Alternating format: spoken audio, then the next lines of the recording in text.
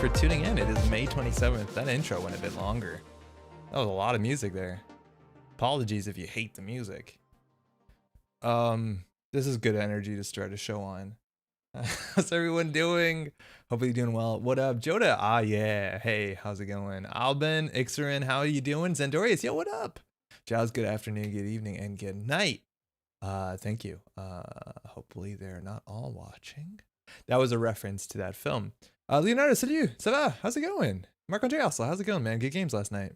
Good music though? Yeah, it's not bad. I've added a couple tracks because of the review series we've been working on. Each of those had a unique track, so those are gonna be like slowly incorporated into the opening songs. Good me. I always open with an apology. Yo, what up, Pat? It's the best way to always start.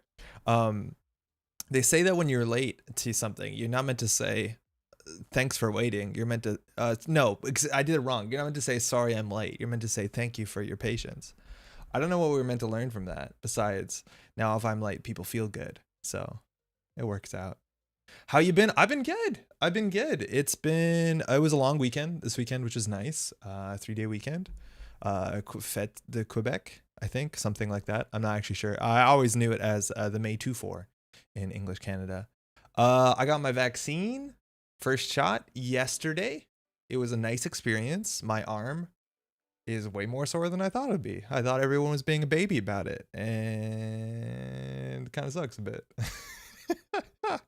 Chris, what's up? Watching while making dinner, Hawaiian haystacks. I don't know what that is. Sounds good though. I have no idea. What is that? Canada Day. Always be apologizing. It's a good way to start. Clement, how's it going? Patriot Day? Is that what they call it? I thought it was like a Fête de Quebec, but maybe that is ignorant. Patriot Day, we'll call it. Opening every stream with apologies, the most Canadian thing imaginable. Thank you for your patience, everyone. There, I've turned it on its head. We got to play some Netrunner today, and I think we're playing some of the good stuff. If I'm not mistaken, this is a deck list that I wasn't sure whether it was going to be posted or not. And there's a long story about this deck list and the deck list that preceded it and the evolution in the meta. But I don't think it's all positive, so we're gonna have some heavy conversation about Netrunner balance today. It's gonna be good. Next weekend is Canada Day? No, Canada Day is in July. Right? Isn't it July 1st is Canada Day? July 4th is America Day. Here we have also June 24th is Jean Baptiste, which is a holiday in Quebec. The suite of shots I got before a trip to SC Asia was brutal. So much pain. Did they just do it all in one day? That sounds awful. Oh my God. It's either Patriot Day or Queen's Day, depending on your preference. Leonardo, you say it's June 1st? No, it's Canada Day is July 1st. Yeah, Thursday, July 1st. June 1st isn't a holiday. It really is. How's it going, Sadstug? Ban Mascom? I don't know. So it's actually very interesting. We'll talk about this deck because it was played by a couple of very good players, and they had a post-game interview. Mind you, you can watch this deck win a tournament. Or not actually win a tournament, if I'm not mistaken. Come second in the tournament that Aki streamed, Netscape Navigator, and it's a pretty good VOD. The tournament's really good. There's some good commentary. It goes on for a bit. We mentioned this one before. Aki VTubing also is like really cool. I think VTubing is really, really cool.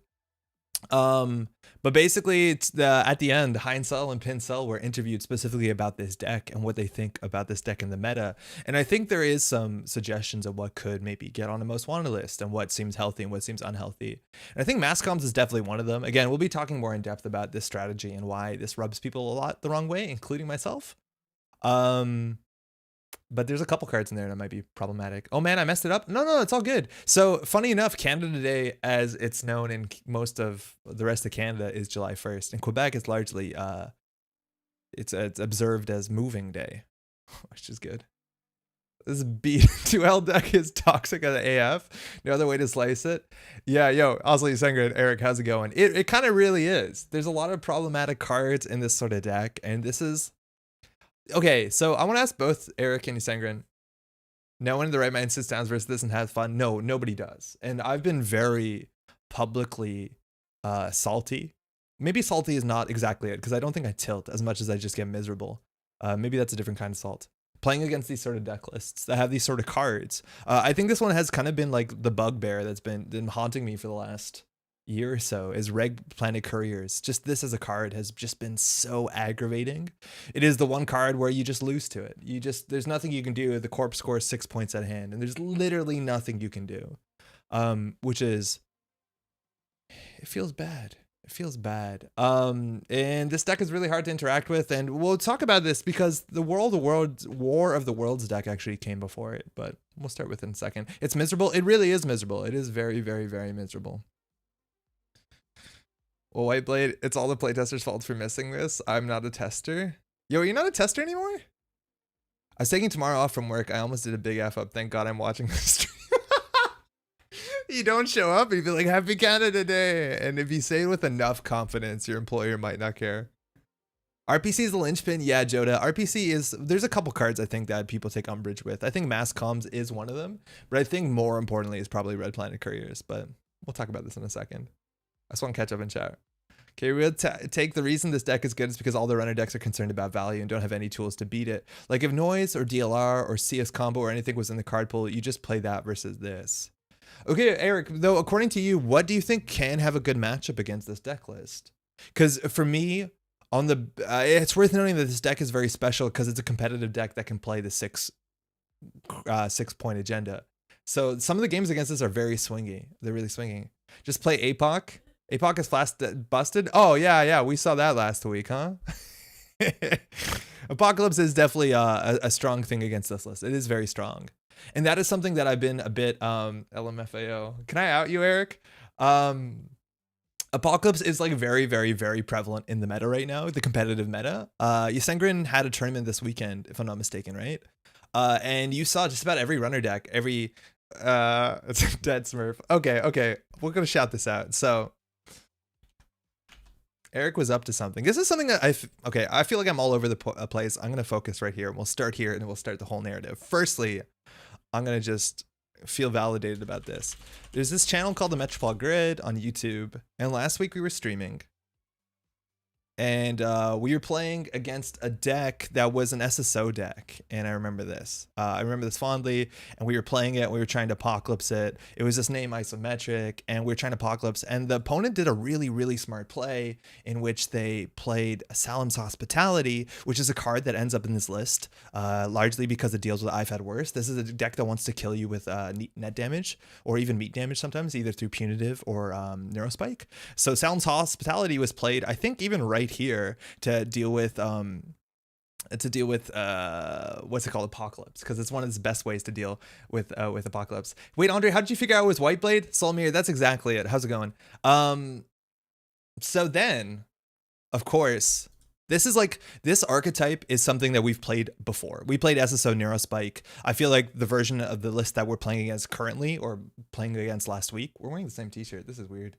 Was I think a bit more optimized, and I played it. I felt like the opponent we were playing was quite good, and they understood to make these nice plays about like respecting apocalypse, which isn't something you would expect out of a newer player. And then of course Whiteblade publishes the list and plays in the tournament. So I asked Eric, man, were you smurfing last week? And he 100% was. So he was testing for a tournament. Eric won the tournament. You can watch it again, Lazy Worm Tournament. This is Ysengrin's. You can watch it on twitch.tv/Ysengrin SC, and the whole tournament's on there. Same shirt, I know. Anyways, it was really funny because I was watching this tournament. I was like, holy shit, we got smurfed by Eric. What is he doing? Why won't he tell us?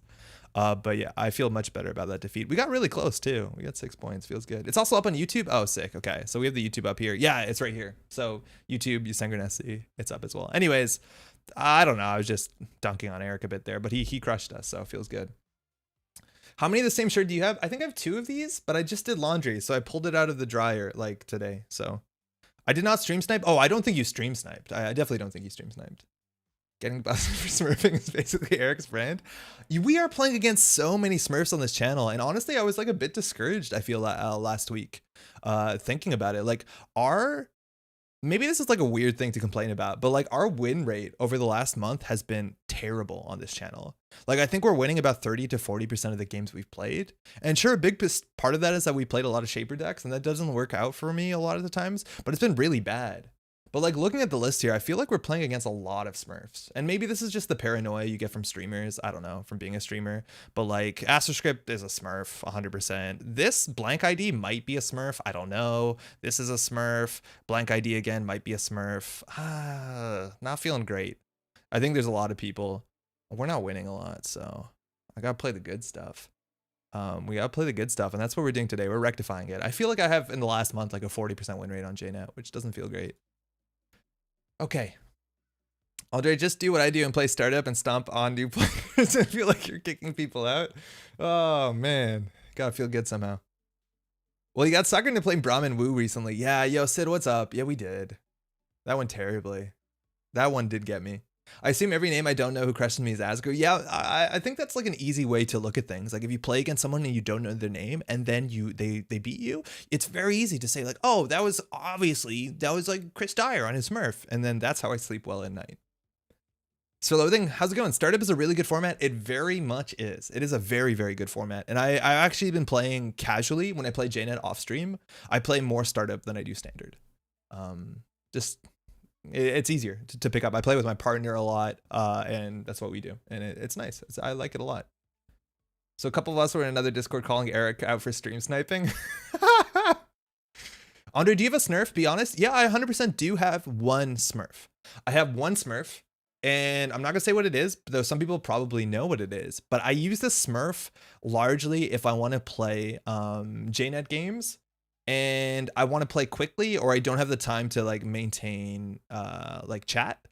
Because that's the sort of thing that happens. People are like, I have to say this with all modesty, like it really does. But if I join into a JNet lobby, there'll be spectators pretty often because people will sometimes recognize my name and people will want to chat. And sometimes if I'm just trying to jam like 2-3 games quickly during lunch hour and I want to go and play quickly, sometimes I will have a Smurf. And that's like, with all due respect, everyone wanting to hang out and like talk and all this stuff, that's fantastic. That really is nice. And I like it. It just sometimes doesn't work out.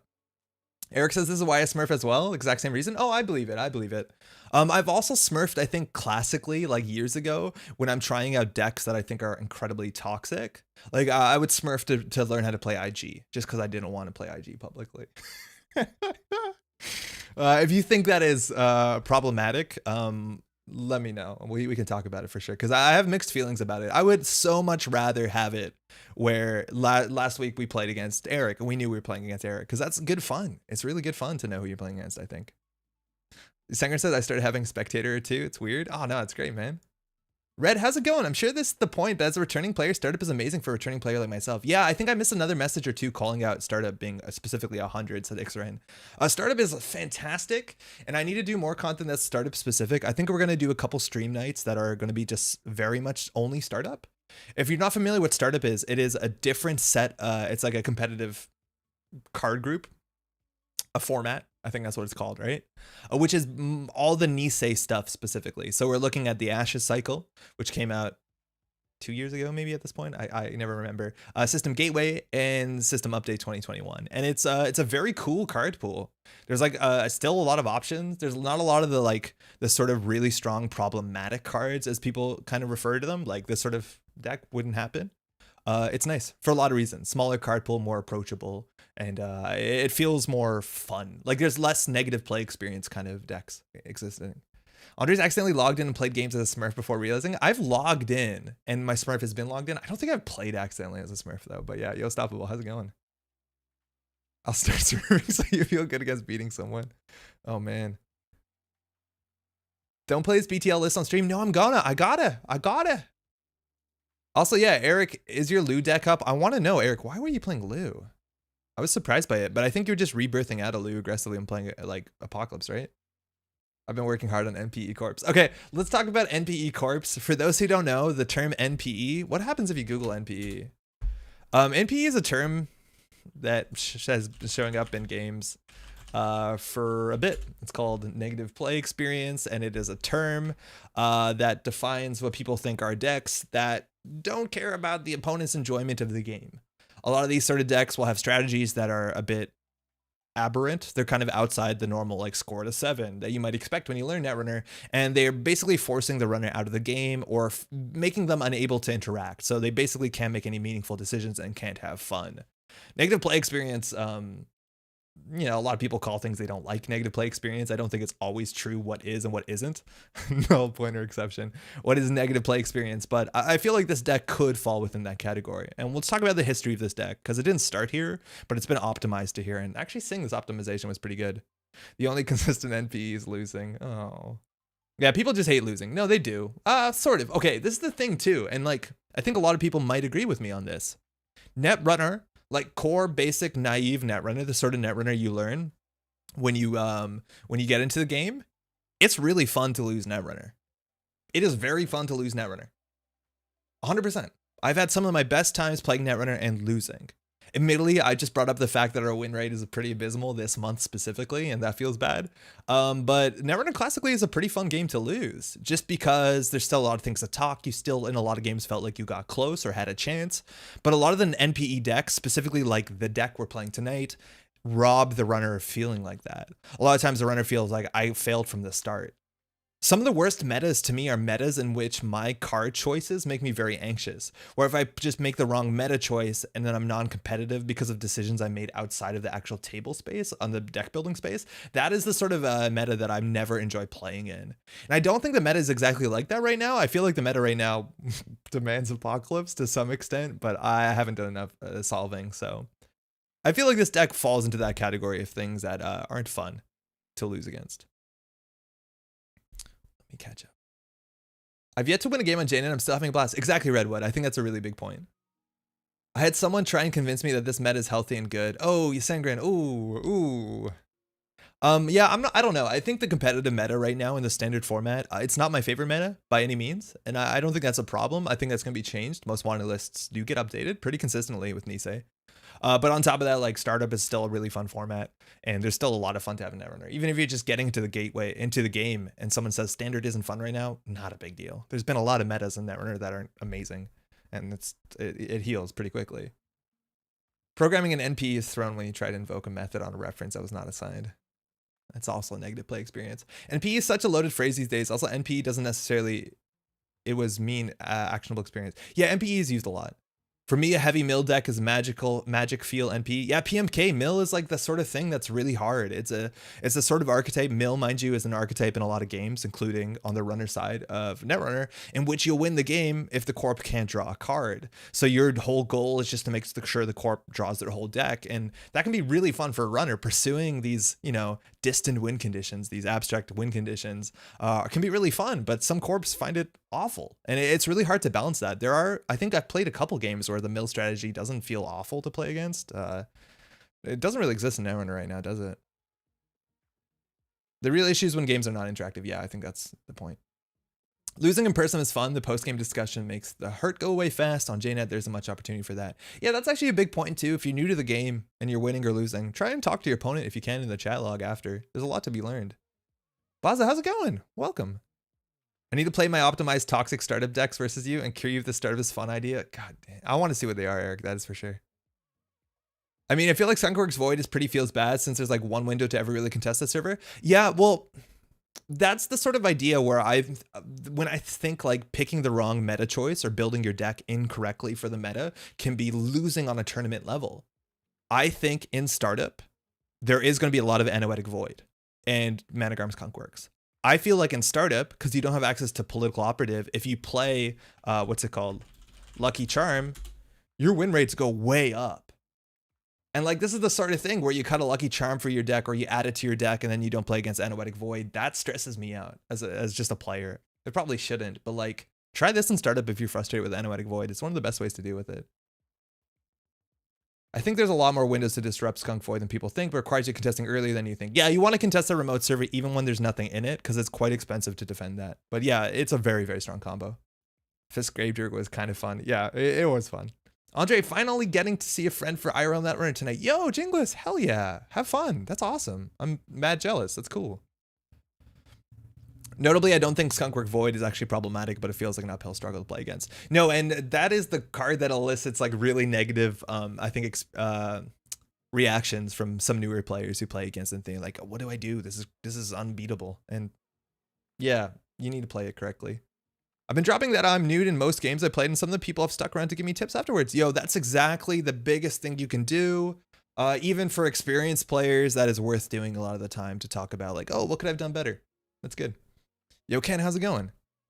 Due to the ice that exists, Skunk Void has felt fine to me in the startup. Yeah, the ice is definitely a lot worse, but Synchron has a video. It's just basically, I haven't watched all of it. We'll be plugging it a bit later, but it's like build Glacier and 3 Anoetic Voids and NBN seems fine. Okay, way off course. Let's pull it back. War of the Worlds, 2nd and 4th at a huge store championship, 10 and 2. This deck runs 1 new card from System Gateway. And let's talk about the story. What feels worse, Anoetic or Caprice? Caprice feels better. I think Caprice feels better to me. Isn't that weird? Because sometimes you win Caprice. I know people are going to feel differently about that. Okay, this is the strategy. Built to Last is an identity that not rewards you, but makes it a lot easier to advance your ice. And we've talked about this a long time since Built to Last has come out, and we'll talk about this in the Weyland review when that comes out in 2 to 4 weeks, is that advanceable ice is pretty bad because it's really slow. It's really hard to play advanceable ice on what people call tempo. Generally, when you're playing Netrunner, you want to push the game forward, and spending your whole turn going advance, advance, advance on your Pharaohs is generally just a bad strategy. But this deck doesn't care about that. It really doesn't, because it's not actually going to push for a remote server at any point in the game, realistically, barring maybe a wall-to-wall. So its whole game plan is just to turtle. The idea with this deck is that it would put all the good advanceable ice, the ice that gets really good once it's triple advanced, put them all on centrals, 3 ice on centrals, even archives. You got to worry about that rebirth. And then triple advance all of them slowly. And now, well, that's really slow on tempo. You do get your Built to Last credit back. You have 3 mass comms, and it's just impossible to deny this corporation economy. And this is a big point where people bring umbrage up with mass commercialization, is that there's no interactivity with this ice. There's no way to remove advancement counters from ice, right? Because exploratory romp rotated. So this is just at the mid game, it's zero cost, mind you. So there's like no way to deny them off of this. Gain 16. And so they're going to have infinite money unless you can apocalypse them. So there's only like one very good solution to this. Caprice is fun. Yo, everyone likes Caprice better. That feeling when you Yomi your opponent hard in Caprice. Yeah, Yanarko, how's it going? Caprice just was fun to play. Admittedly, it could feel awful, like when you just get absolutely like stonewalled by it, but it was actually kind of fun. The Anoetic cost is a lot higher. Yes, it is a lot higher. Caprice is also more expensive? No, not at all. Like to res it is, but the cards are a huge cost. And Anoetic cost isn't real when scoring agendas are net positive. Yes, largely. Don't we sell cutlery? Yo, High Striker, how's it going? Yes, you do have some niche stuff. No, that's true. You do have things like cutlery, you do have things like hippo, but a big point now about this deck specifically, it also has 3 spin doctors. So not only is it can bring some of its ice back, it's obviously bringing its mass commercializations back. And the idea, and you can find VODs of this deck in played in tournament, that all it does is put ice on all centrals and advance them, advance them, advance them. You can't deny their economy. Their ice becomes really difficult to run. Like I'm surprised that these lists don't run a mouse list, but I think I understand them. But eventually, like 10 strength Pharaohs, boomerangs only go so far. And that's one of the weaknesses of Pharaohs, is if you're scoring behind them on a remote server, you boomerang them. But when your central server is like Pharaohs into like a 5 strength Cat into like, it's really, really difficult. And they don't have to do anything by defense centrals. And then you're asking, how do they win? Well, it's important to know, firstly, they only have 7 agendas in this deck. And that's wild. Because if you don't score the government takeover, which is a wild 6-point agenda, you actually have to steal like almost all the agendas in the deck, right? Like if you steal 3 hostiles, you still have to steal 2 of the global food initiatives. If the corpse scores a single hostile, which they generally want to do, you have to actually score all 3 global food initiatives to have a chance of winning the game if you don't find the government takeover. Like, it's so ridiculous. It's just such a ridiculous agenda suite that is allowed by this being a 40 identity card, 40 minimum deck size card, excuse me, so that it can run 18 to 19 agendas on 44 cards. So again, as long as you don't lose the government takeover, the runner needs to steal almost every single agenda in the deck. And mind you, hostile takeovers you can almost always score from hand. So this is what's happening. And a big also thing that's worth knowing about government takeover, which makes it wild, like obviously if a runner steals this, it's going to be very difficult sometimes for you to win the game if you can't win on the spot. And this deck has ways to win on the spot. But a lot of times if this gets stolen, you just write it off to bad luck. And then you don't feel bad about losing it because it's out of your control. You just got unlucky. And that's a nice thing about this sort of deck. Let me just catch up. Also, I've been no joke waiting all week to watch Andre play gosh dang advanced ice turtle deck. Heck yeah, I'm glad you're on board. Let's go. To be fair, part of me is happy government takeover is now in a meta deck. It used to be a laughing stock jank agenda. I'm not happy that this is a competitive card. I don't think a card this wildly swingy should be competitive. That's just me. I'm old. WTF is smurfing? John, how's it going? You might be behind on the VOD on YouTube, so this might get to you a bit late. But smurfing is basically, I assume like everything, the name came from old StarCraft. But the idea is that a competitive player, a known entity, will play on an account not attached to them. So like if you see me playing on Jinteki.net, I'll be playing as a Maurich, my name. But if I made a new quick account suddenly and called it something like, I don't know, Hostile Takeover, nobody will know who I am, so I can play with anonymity, which is definitely good. I wish government takeover was viable. Monkey paw curls. Yes, 100%. I wonder what's the difference about this deck versus another RPC government takeover deck. Is it really the 40 card deck size? Yeah, Vincent. Well, there's a couple things. Firstly, the 40 card deck size is very important. We talked about how strong this agenda suite is and how ridiculous it is, how difficult it is if the runner can't find that one government takeover. On top of it, now the modern meta, we have spin doctors, so it's more easy to not only bring back your combo pieces, and again, we haven't talked about the combo part of this deck, let alone burring your agendas is now much easier than normal. You can do it on tempo. You don't have to do some wild play with whatever the old, what was the old preemptive action? Wow, it's been a while. So that's also a big deal. But again, a big thing about also Built to Last is advancing ice is not a huge cost compared to what it used to be. The difference between like advancing and being down a click and a credit to actually gaining like you click for a credit on the first advancement is huge, because that makes it easy to get the mass comms and then you get there a lot faster. It's honestly a pretty big deal. You make a fair bit of money off of this identity throughout the game. It makes it a lot easier to play and not get ruined at the early game, which is where advanceable ice is generally the weakest. Now, how this deck wins, it's a 2-card combo. You play Biotic Labor, so you get another click, so you're at a 4-click turn. You install your government takeover into a naked remote. You don't need any ice on it. And then you just play Red Planet Couriers, which is a triple. That's why you played the Biotic Labor. And then you move your 37 counters off all your ice onto your Red Planet Couriers, or sorry, onto your government takeover, and you win the game on the spot. So all this deck needs to do, barring playing against a Clot, which it can be Clot, it has access to Cyberdeck's Fire Suite, it has to protect it on a central server for a turn at least, is that you just score 1 hostile from hand in the early game, early mid game, and then finally draw into your combo, which you draw a lot easier now, also with Spin Doctor, and score a government takeover. That's it. It's very hard to interact with it. You have to find, basically to win this matchup, you have to hit the 1 card in 44 to have like a very competitive chance. And even then, it's not likely that you'll win the game. Because if you run archives, the corp could choose to give you 6 points of foods or 4 points of foods, right, in archives, or even the government takeover, and then suddenly they play mass comms gain 16, mass comms gain 16, and then they kill you. Because that's also the thing about this deck. If you ever touch the Global Food Initiative, this deck is really good at making burst cheap money and then murdering you with punitive counterstrike. So it actually has a secondary win condition, which is also a really big cool thing about this deck. It allows you to bait certain plays where sometimes, like, I don't know, a max deck or somebody runs archives and, oh, there's a food in there. I'm going to die. I don't have enough credits. That's a really big deal. Just going to catch up on here on chat. Alternate moral from this list is I wish there was a different corp win cons and standard. Monkey's paw curls. Just saying we wouldn't have this nonsense if we just freed CV. Clan Vengeance? Yeah, sort of. Do you need to clot before the RPC or can you clot after it? You need to clot before Red Planet Couriers. If someone does Biotic Labor, install, and then that's your last paid ability window. Because as soon as they play Red Planet Couriers, it's because it's the corp's turn. After they spend a click, they can do all the paid abilities they want before giving priority over to the runner. And one paid ability that's very important is score an agenda. So no, you have to do it before the RPC. So they could even, in theory, Biotic Labor, install an NGO front or a spin doctor or a wall-to-wall, and you have to clot it or you lose the game on the spot. I think Ice Destruction decks could work against this, though. Yep, they could. They could. I think Apocalypse is your best bet. This deck doesn't have border controls, and mind you, the list that Eric was running, which is a slightly different deck, is putting in border control. Even when we played against Eric on Thursday, he even had what's it called, Crisium grids, which helps, but that is a problem. Now, this is one more thing that I don't think gets said enough, and maybe this is just me, and maybe I'm scared of playing against SSO. Another big problem with advanceable ice, especially ice that gets advanced really quickly and really cheaply, is the face check is just game losing.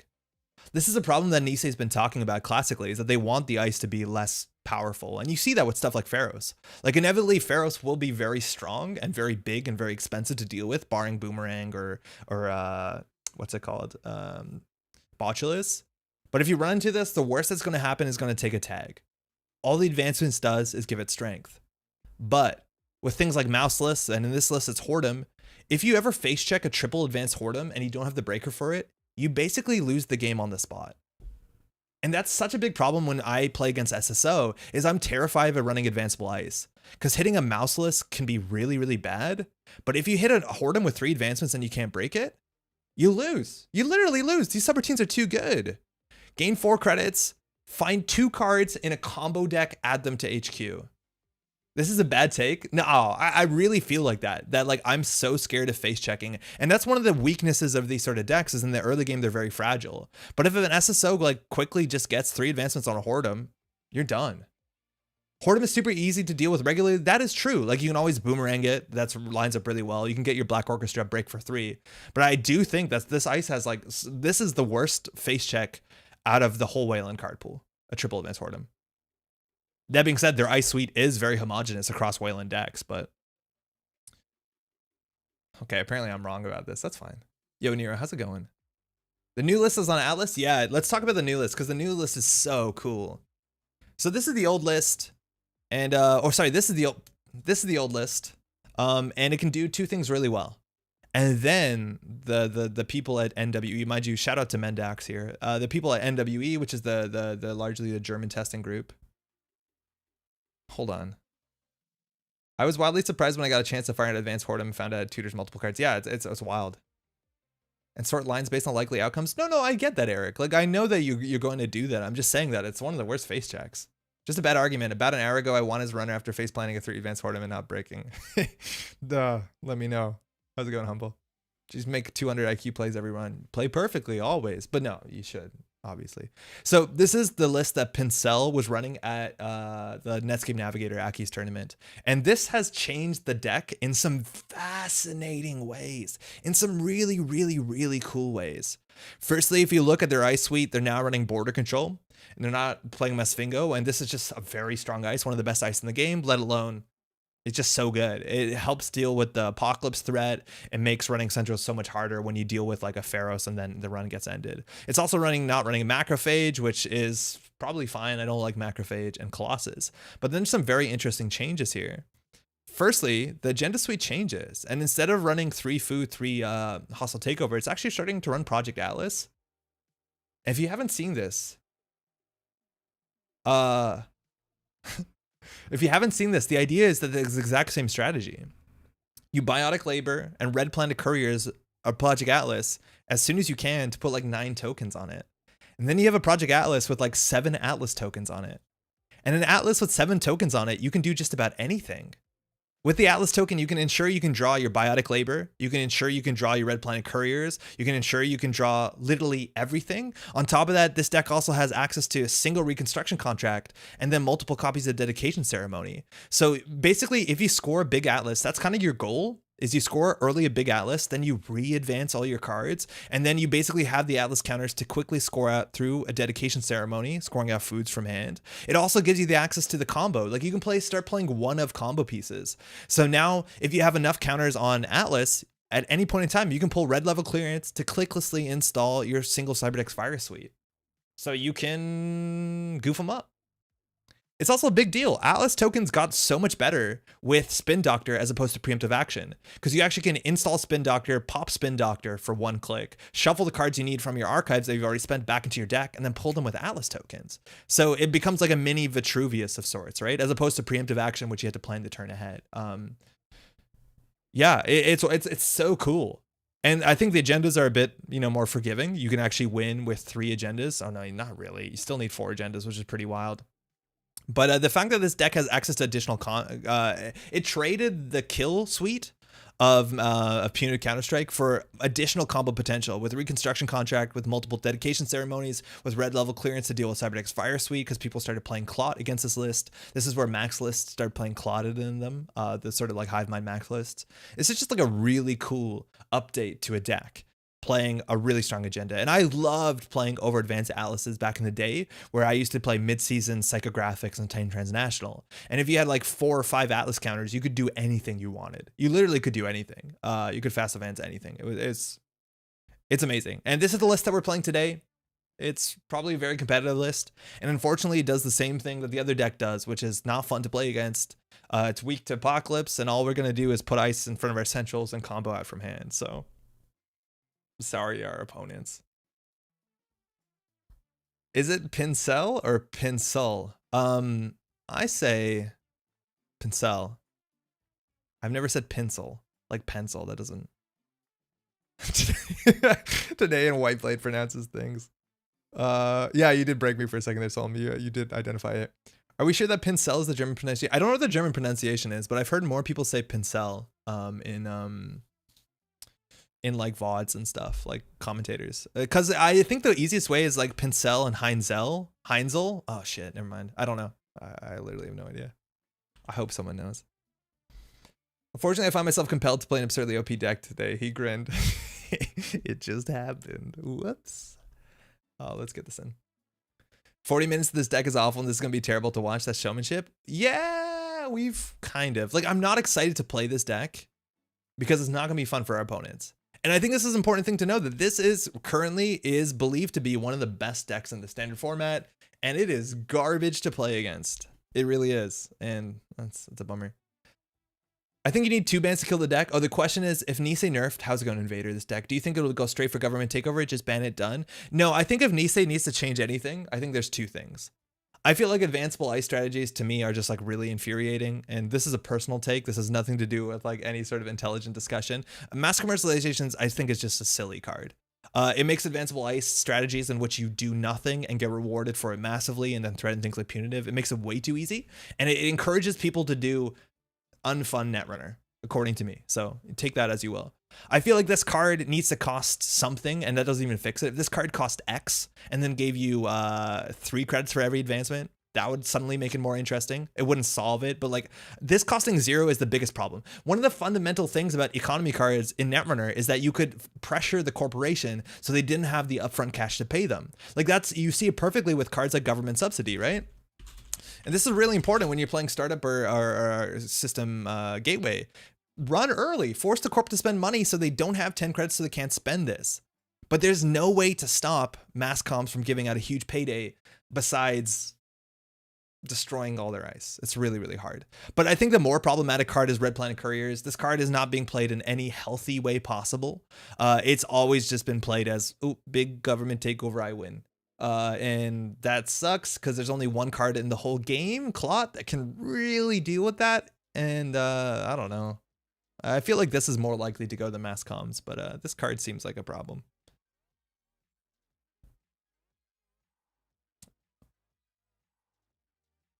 Why would it be garbage to play against a good deck? MP losing is not NPE.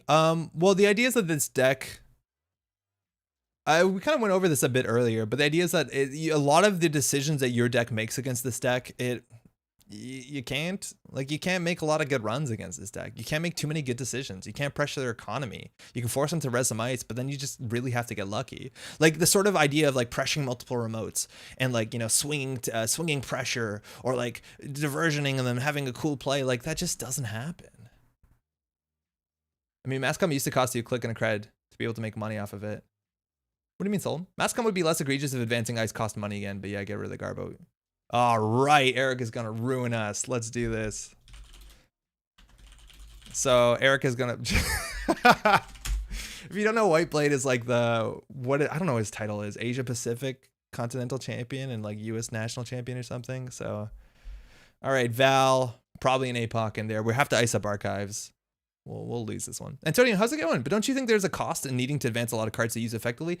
There is, but that cost is associated with you protecting your centrals anyways. So it's not a legitimate cost, I don't think. Like you were going to do it anyways and dirtle up and do nothing. So it's not a real cost. And like there's so many ways that cost gets mitigated. Things like built to last, things like wall to wall, like all of these things kind of make it a bit too easy. Is there a runner deck against such a deck? APOC, Clot, stuff like that. Price of Freedom does nothing to this deck. Yeah, it's funny, it doesn't. His title's podcast host. Yeah, that's true. How bad is his opening hand? 2 red Planet Couriers seems bad. That seems worse. He's still technically U.S. national. Okay, so he still holds the U.S. national champion and the APAC continental champion. But he's also just podcast host. Okay, so now there's a lot of pressure to play this correctly. Colossus on the Innermost is not particularly compelling. I'm more worried about Stargate than HQ pressure, so we're just going to go and put this one on R&D and this one on HQ and call it a day.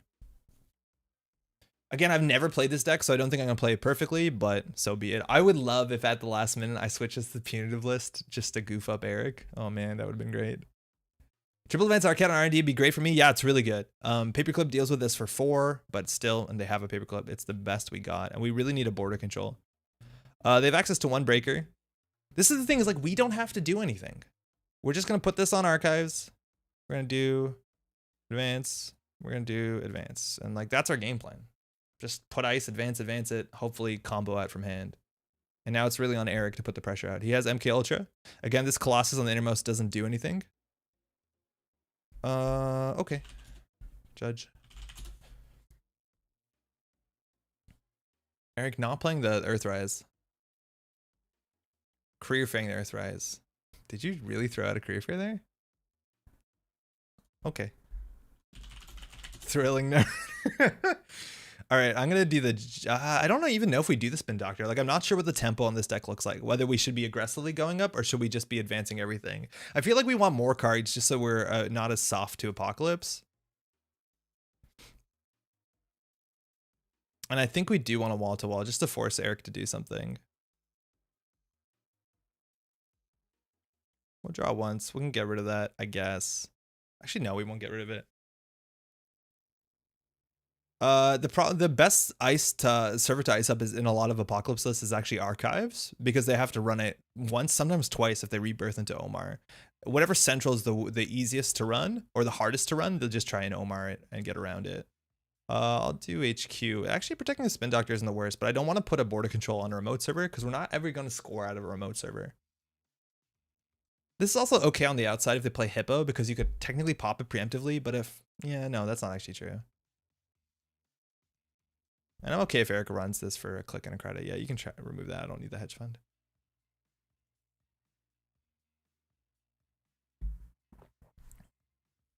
And there's a big chance I'm just not gonna be like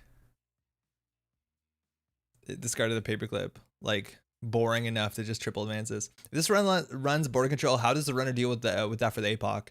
They basically try and force you out multiple times. But that's one of the beauties of this list, is that it's not as susceptible to APOC because it's trying to get the Atlas out earlier than anything else. In theory, we could do install this, install an agenda dedication. So in theory, we could fast advance out an Atlas from hand. I don't think we want to do that. This tells them it's not a what's it called, a border control.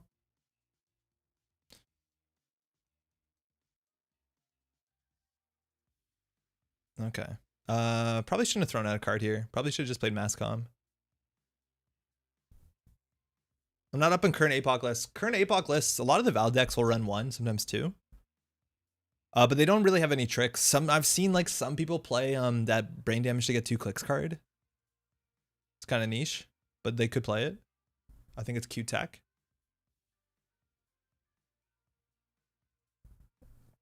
So far, we've seen just 2 career fairs worth of influence. So nothing splashy so far. It looks just like a good stuff. Maybe it's on Angolo. I don't know. So running here HQ.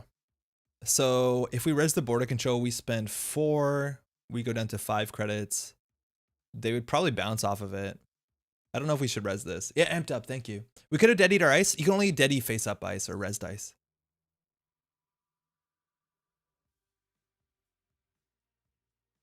So we're short to res this. Oh, those look different.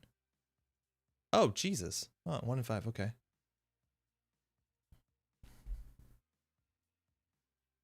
I think he's going for an Apocalypse, but I don't think he has the answer to specifically hoard him. This is why you triple advance a hoard him here. But he can go R&D at least. So now he knows what he needs, and that's a really big deal. We're short on resing a cat. Yes! I love Jailbreak. I'm so stoked that Jailbreak is seeing play in what I'm assuming is a competitive deck. Okay, so they saw 2 cards, trashed nothing, stole nothing. And again, this deck has like what? 3, 4, 5, 6 agendas. Dirty Laundry. Okay. Just trying to get the value while they can. It's a hard card to play. We are 1 credit short of threatening that cat. Okay. Andre, a 1 and 5 for Eric is more like a 5 and 6. Okay, good. So I don't want to mass comms here. It's 6 credits. It's like fine. I think we do though. That's a bummer. We'll draw once. Ugh. I think we deady the Whoredom. Because what else are we doing with these? I think we can keep them in our hand. If we draw red Planet Couriers, we can like actually, or sorry, a red level clearance, we could actually score out. Ugh. I don't feel good about this. Been watching early Cyberpunk films? Watch Brainstorm? I don't know anything about that. So now we really want to put more ice on. I don't know how much ice the list has, so that it's much harder for Eric to go punitive. Or sorry, Apocalypse. We're only on 13 ice. We're in a 40 card deck. That's a bit low, maybe?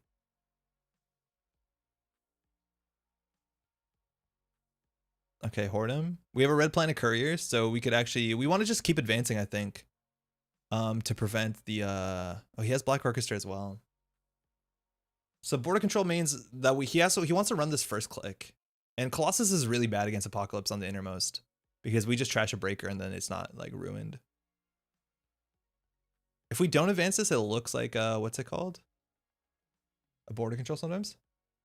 Only mass contra 6 feels bad. It really does though, and that's like tells you something about the card. 31 credits, yeah. This is exactly how you play against this. The question is whether we can draw fast enough into an Atlas, because we're set up to Atlas. No, actually, we need the Biotic.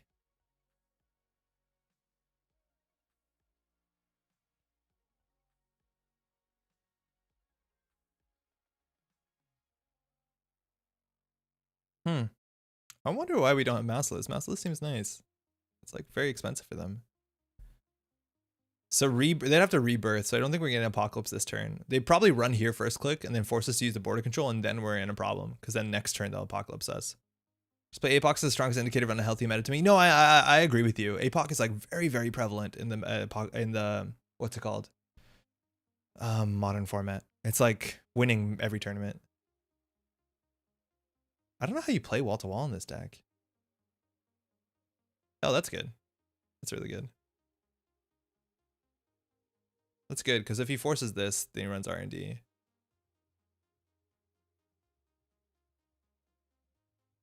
I think you got to dig. Yeah, I don't think we're drawing through our deck soon enough.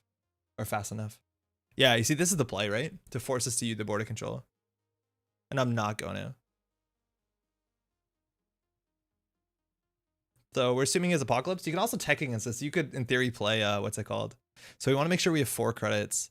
So I'm going to res the Aket, because the Aket will give advancements. And force out. Oh, they already had a breaker for this. No. So this 117 always fires. Does this advance or place it? Oh, it doesn't even give it credits. Ah, beans. That was actually a misplay. Because now we can't get our credit from advancing it from Weyland. So we should have put it on the second Whoredom, or the innermost Whoredom here, actually. 100%. I think you often build a remote if the runner's going slow to score an Atlas. Yeah, I think that sounds right. I feel like we could have maybe pushed for a remote, but they got their 2 breakers pretty soon. This is the best we could have asked for here. Okay, so we'll probably try and make a remote next time. And now they still have to install the breaker unless they want to bounce on it, because they have to force this out. So we have to end the run here. Apocalypse says if you made 3 successful runs on all central servers, wipe the board. Always good. Trash's Ivan worse. Oh, they have the amped up. I told you. Fuck. That's why he was saying it, because he wanted to make sure he didn't hit the Apocalypse with amped up. Yeah, we probably lose here. We have to make sure we use Jackson. Amped up, mind you. Yeah, we saw this coming. Not much we can do about it. So we're going to go bring back Spin Doctor and Border Control. Does a Ket not count as for Built to Last? No, it doesn't. Built to Last says when you advance cards, and Alket says place an advancement. Place advancement is not the same as when you advance. Sure, gamble. A-Buck. All right, Pharaohs is not playable.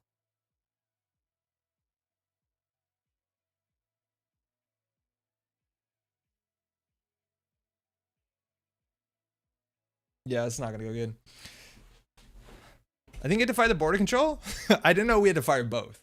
I'm not playing against amped up. Oh, and we can't res this. So if they hit the, what's it called? The 1 in 6, we lose. Red Planet Couriers, mass comms. Probably get rid of the mass comms. We had another one? Yeah, but we didn't know they were going to do that. So they know we're drawing into a CVS and an RPC. So we need to get up to 7. And once we hit this, they still have a paperclip at the bin. I wonder if they have Hippo. But they can afford to go through this. If they trash this, it's disastrous.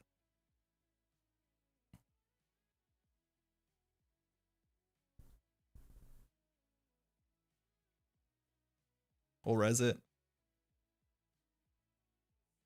It's 7 credits to get through this. This could actually represent a spin doctor, so I'm surprised they didn't run this before charging the remote server. Because this seems like a bad Stargate if there's a spin doctor on the table.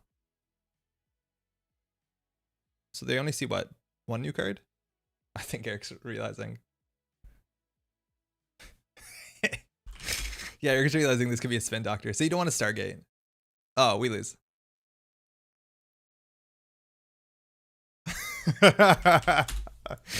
No, he still has it though. It's not a spin doctor. GG. He realized though.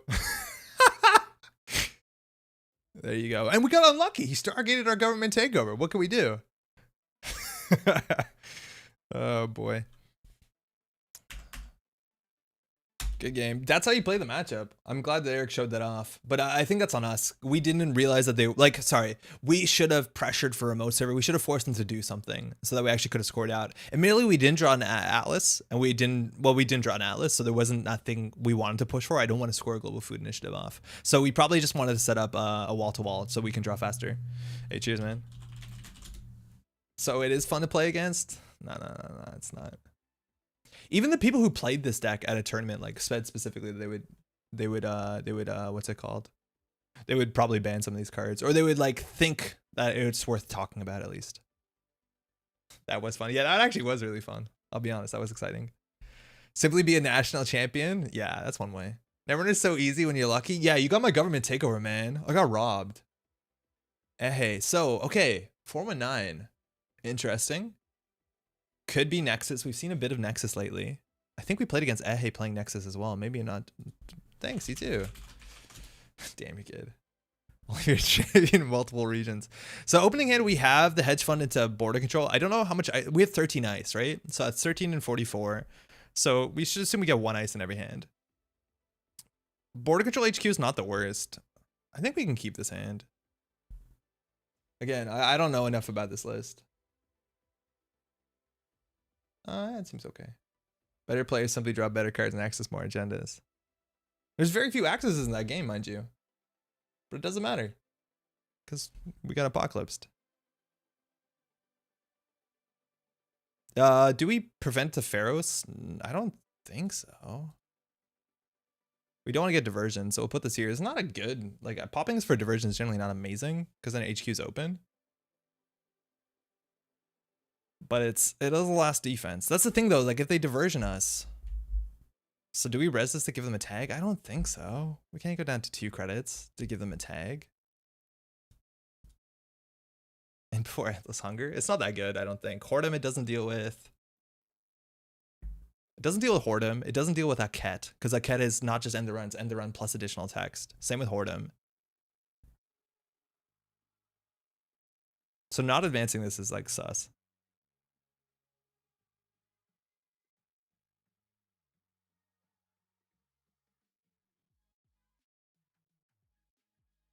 I think we pre-res this, but I might be wrong. I think we pre-res this. They don't have a lot of money. Yeah, we're gonna jam the wall-to-wall to see so. Every runner game I've ever played, seen Pinsel play starts with steel on a single R&D axis. That's how you do it. So they're basically saying if we res this Pharaohs, they can gut HQ. I think we do res this Pharaohs though. Oh my god, if they have like emergency shutdown, we're gonna look so silly. Well, they can't even trash it though. I don't care. Probably should have installed the wall-to-wall first. The reveal wouldn't matter. You're 100% correct. Yeah. If we were going to pre-res it, we should have 100% installed it first. I did not consider that. Yeah, I'll do it. So they have a tag. Probably is correct. Okay, that's fine. They end up spending a lot, and maybe they clear the tag here. At least they're not pressuring centrals. Oh, Jesus. Oh, we're in danger.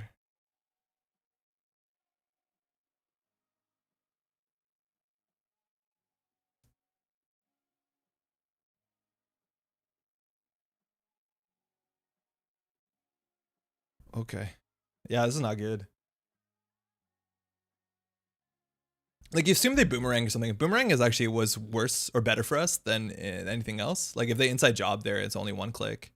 Okay, so we obviously don't want them to have that. And we have a wall-to-wall. Everybody be cool. All right, so now they have the turtle. We do have Whoredom. We also do have an ice for archives. Ugh. But now the advancements actually are worth something. They're worth advancement costs. And now they can get through the border control for relatively cheap, which is a problem. Oh, man. This looks terrible. Watch out they don't have Hades Shard. You can watch out Paul up on HQ.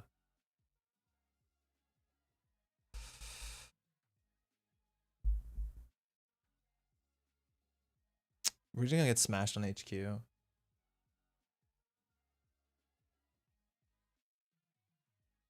No. Wait, what did I hit? I hit no?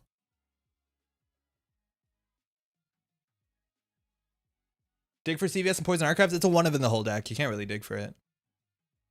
The other list that we talked about has two, but it's a one of. Like, you just want to put ice on everything, and then they can't get counters off of this that easy. But the idea is that we just draw into a mass comms, we get 6 credits, we'll be okay. Even a hedge fund will be fine. But no, you can't dig for it. Watching underplay this deck and struggle due to bad luck is special kind of fun. I feel like we're unlucky here.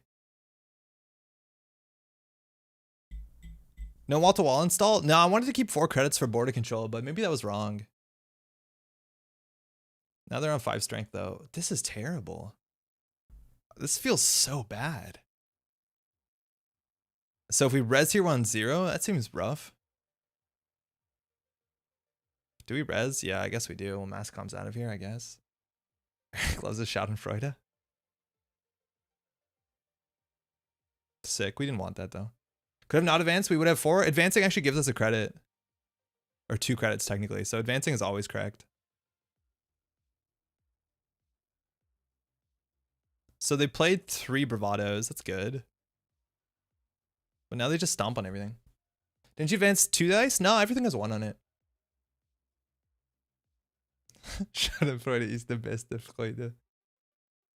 When you try your best but you don't succeed. Aww. Oh, GG. Oh, okay, cool. This deck's good. Undefeated. Oh, good.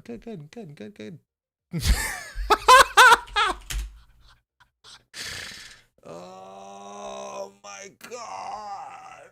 Okay, y'all. We had a good run. We've been streaming for a couple years. I think this might be it. I think May has finally ruined us. We're gonna retire on a low point. Because if you retire on a low point, you always look back and think like, oh man, if I just come back and don't shit the bed, I could be better. So maybe that's the right time to leave. That was fun. Was it?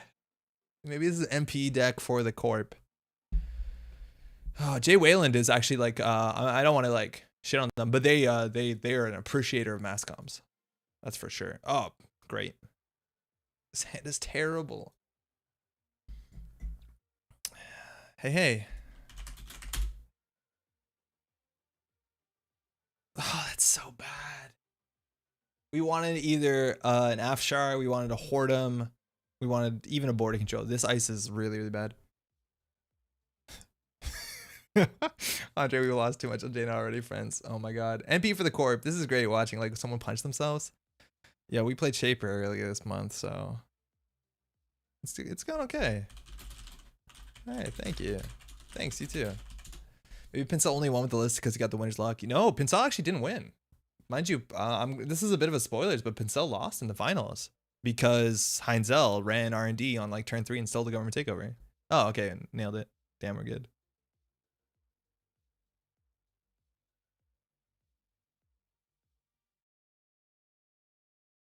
CV's pretty nice though in the opener. Yeah, you're right. It's pretty good. Pay 1 to prevent the expose. I never know what to do. I haven't played against 419 in a while. Yeah, we'll do HQ and advance that, I guess. You're highlighting that this list can still lose to RNG. It's fine. Yeah, no. The government takeover. Like, imagine government takeover is the bottom of the deck. Like, even if we're not having a good time, the game is going to go much longer, just because it's very hard for them to win, because they have to steal again like 4 of the 5 agendas in our list, binding the government. Yeah. Okay, they have good money. That's true. But now we are successfully iced up. We have perfect tune in. Rob, how you been? It's been a minute. Yeah, this is going great, man. Pay 1 to prevent exposure. I think I'm gonna do it. I'm gonna make them scared. Get that mass comm credits. Even if we're not having a good time, it's gonna go a lot longer. Boomerang, that's okay. Boomerang gets through everything, so they can do a diversion here, and I think that's quite okay. I think we do res the Arquette. Maybe that's actually the right play is to double ice HQ. But the thing is, like, if we draw into, you know, mass comms, we'll be fine. Government takeover decks are fun because it's a big bet. I don't think that's fun. But I could see why. It seems fun. I don't know what we do here, y'all. I don't know what to do. Everything seems terrible. I need to watch the VODs more. Like, border control, wall-to-wall remote seems awful. I think we have to put this on HQ. I think we show them. No. And then we click for credit. Like, we can't afford this. We need to draw match comms. I appreciate the risk versus reward. I appreciate it. But, like, a lot of people feel scared running a real 5-3 agendas, let alone a 9-6. Concede, go build a different deck? No. All right, class act. Oh, damn, we're so good at this game, y'all. Did anyone doubt us? Who's doubting us? We got mass comms. We win. No, it's still pretty bad. I'm just not used to not doing anything. I just feel like a sitting duck here. Mass comm for 6 feels bad. Oh, it's good enough. You got 7 credit ice right here. Government takeover decks are fun in a way. A new no ice Mushin no Shin trap deck is fun, but a no ice Mushin no Shin deck, you're actually like building plays, right? Like we played this on the channel before. It's like, okay, I'm gonna do this and then do this, and then if they don't run this 2 thing like as a trap, and then they have to make intelligent decisions. Here it's just like hope you get it off of centrals. Just hope. I dare you to make a fun deck out of the same concept of what? Government takeover? I feel like there's spicy. I feel like this is a bad card. There's like fun place of Red Planet Couriers. Like Red Planet Couriers classically into Project Ares was really fun in Weyland. You can do into Beal, have some fun. But I don't want to res this. I wonder if we'll see a sort of reprint of Mushin Notion from Nisei. Yeah, Havakor, I think that's what Kakarembo is meant to be, but it doesn't do more advancements than normal, and that's kind of the point. No, it's fine. It's fine. 17 credits. I have RPC'd out into Mesfingo, made it stupidly expensive. Flexible. All right, so we're going to put this on R&D. I'm not going to prevent it. They know what it is. So we want to end our turn with 10 credits. Not going to be possible. So if we res this, we can't res this. Man, yeah, having the wall-to-walls in hand seemed really bad. We probably should have built a remote. Kakarembo Jeeves is fast advance? Yeah, technically. But only 3 2s. But I guess that's what people think fast advance is, right? I guess that is, by definition, fast advance. False flag for the show. Slow advance. I've enjoyed false flag. I am a false flag enjoyer. But you need to build a deck that cares about the tags, right? It's not this one. Honestly, I feel like we played the other one with the punitive one. We'd be much better off. I feel like we might have windows. No, wait. Eric had like 300 credits. DJ Fenris. Ooh, what are you going to be? Quetzal? What do you TG Fenris and Criminal for? What is this? Wall-to-Wall is very good. Oh, I believe it. This is an absurd card. And this is the sort of thing where people get upset about like Mastercom's Advanceable Ice, is when there's not a real cost associated to advancing it. Colossus is looking pretty stinky. Yeah, I don't love Colossus. Oh, Reyna. That's fine. We have infinite money, right? I think we definitely need this. This is so many. Like, this is the advancements we need to win.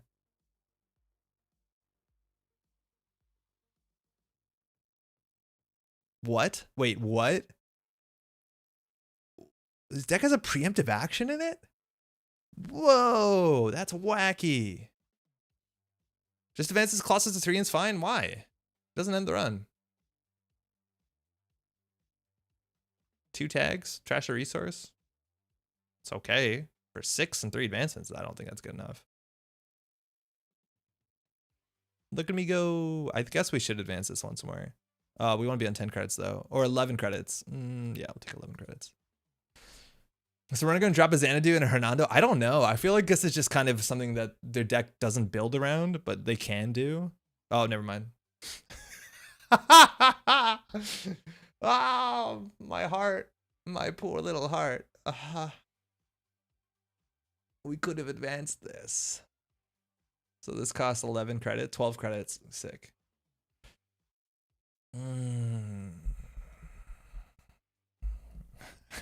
Why were you looking to get to 10 credits again? I don't know. That seemed good. I haven't played Netrunner in a while, but this isn't classic Pinsel. None of my testing partners are as good as me, as the deck must be good special. Yeah. The good thing though about this is like, I don't know if we care. Right? Like we just sit back, advance, and do nothing. Like I'm just gonna click for credits. Like, does this matter? Maybe having more than 10 credits is a mistake. I could believe that, honestly. Paying 6 for this seems bad. Maybe we should preemptive into mass comms. I don't know. You don't care the run base? Yeah, no, I know. Eventually when we res stuff, like they'll fall apart. Like they probably have multiple red teams in their deck. Half rate so far. Jen, how's it going? What do you mean? This is still 7, 8, 9, 10, 11 credits to res a Pharaohs, and then we don't have enough money to res the Arquette.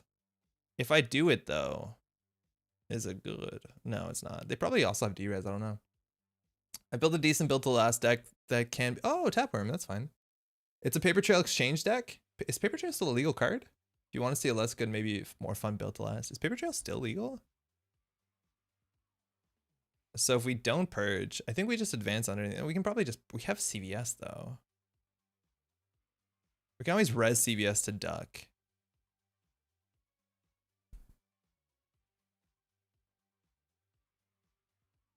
Been in space. Now I'm back. Welcome back. It's good to hear from you. Pay 1 to prevent exposure. No. Just gonna go ahead and advance some cards.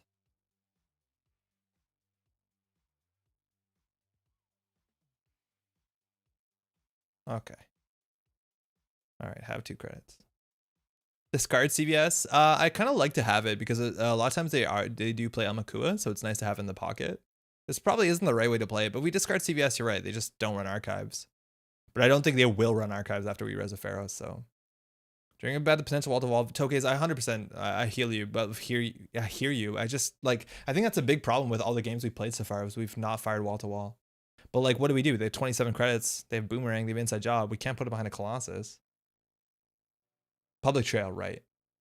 Yes, yes, yes. I've never made that mistake. You look really silly. Okay, cool. I don't want to play this, y'all. Public Trial? That's a good one. I'm preemptiving these 3 shitty cards back in. And no one can stop me.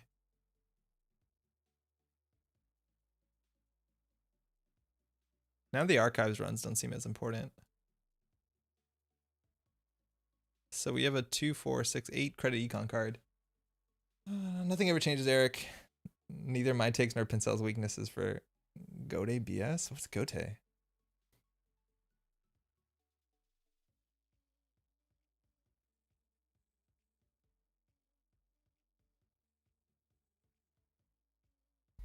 Okay, so this is the game where we lose to Maui. So that's feeling good. It's here.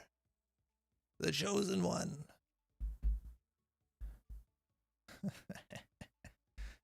Is 3 credits really going to help them? It actually might. How big is Colossus? Colossus better here? Yeah, Colossus is better here. Oh, government takeover. Thank you. That's a Gote. The chill down Andre's spine when he realizes he's going to lose to Maui. Oh, feels bad. I guess we actually purge before. Oh, we can't do it now. Oh, we could do it with CVS. I wonder if they might not be on Amakua, but I think we want to purge before. If we mass comms 2, 4, 6, 8, 10, we give them 2 credits. Now we'll purge next turn. We have 20 credits. I don't think I've ever seen someone play Maui. People like Maui. I think Maui's terrible. Like it does, 3 credits a turn looks good, but that's only if you're running. Where have the hostile spin? This deck doesn't have hostile tokens. The old one does. This one actually has atlases instead.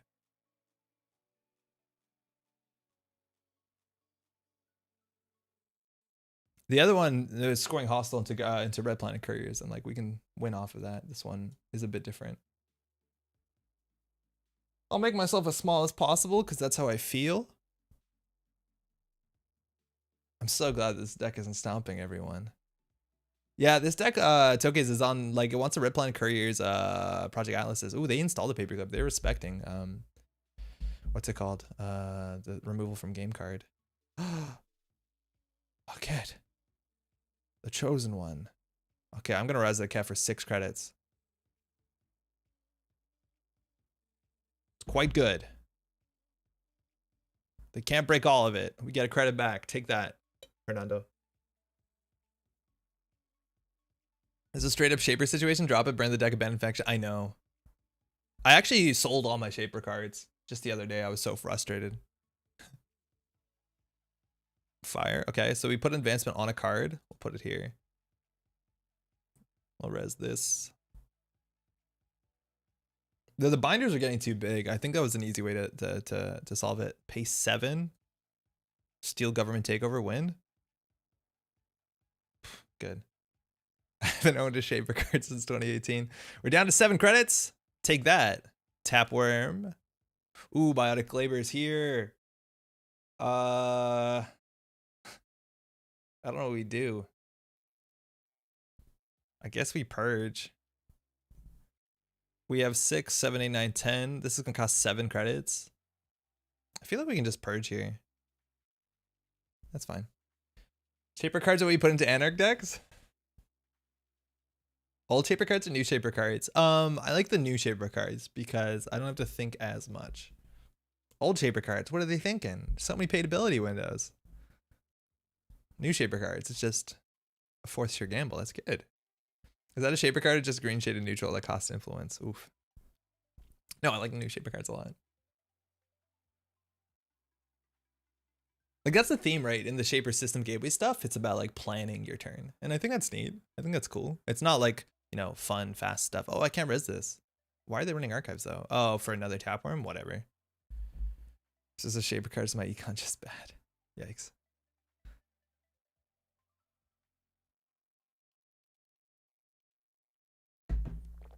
I really dislike the fact that we're not doing anything with this. There's no more bank job, right? Why shouldn't I just install this? Let's keep jetting Colossus, see how big we can make it. Honestly, they just boomerang it though at that point. I don't think it's worth it. I'd rather do that to like a Musfingo, but we don't have any. No. Credit. So if you're under 10, they only get 1 credit from Tapworm. Can we classify Shaper bashing as hate speech? Nah, Shaper's cool. It just, it's not as straightforward. You're a fan of Shaper, does that make you a shader? Oh, Jesus. Thanos. How's it going? Career fair, red team, sick. All right, so hear me out. They're going to run HQ, which is fine. So I'm going to res this Pharaohs for 8. So they have to break it for 4 to gain 3. Seems bad. I think he jammed the wall-to-wall turn 1 and just risked to get rip off the top. No, I think you might be right. I don't think we have to ice centrals as heavily as I have been. I think you're 100% right. That's actually a really big point. I don't know why I'm icing R&D against this like list. Why did I ice R&D against 419? We 100% should jam wall to wall. And that's like such a different game at this point. I'm embarrassed by the fact that we iced R&D in retrospect. I like the other list so we could run the government takeover and open remote and smoke and punitive. Yeah, no, I hear you. But that being said, we'd still have the same econ problems at this point.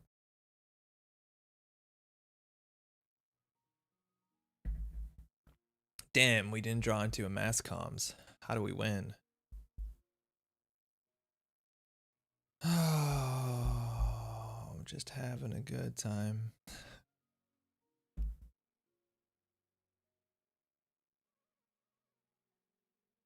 I think rezzing there is crazy wrong, but also you lost the deck building. I just know better this one. I don't know. Like, rezzing there was really bad, but what else are we doing with the money? Like, yeah, to some extent, it'd be nice to have 5 credits for border control, but like, what are they going to do? Doof us? Turning this off eventually denies them credits, and like, running on cat's not great. You need 10 credits to RPC and Atlas, right? 9, right? Because 4 plus 5. Oh, cool, Angola. Oh, cool, more of these. I wanted more of these. That's good. We're just gonna wait for them to run out of money. Because we can RPC out a biotic labor. Like, as soon as we RPC this thing out, I think there's 2 in the list.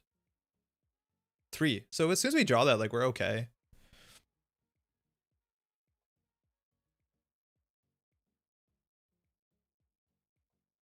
Solomir's good at maths. Why not just install ice on a remote and advance it once for money, make mass comms better? Yeah, I think you're right.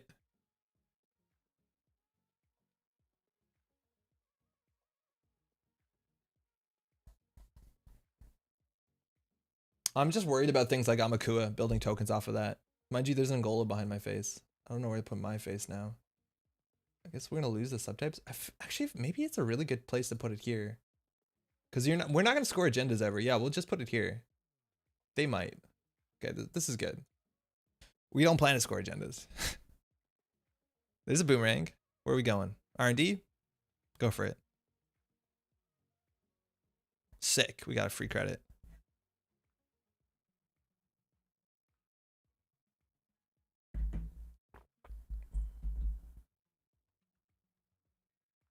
Red team. Oh, fire broken subroutine. So put the advancements on, I don't know, this, I guess.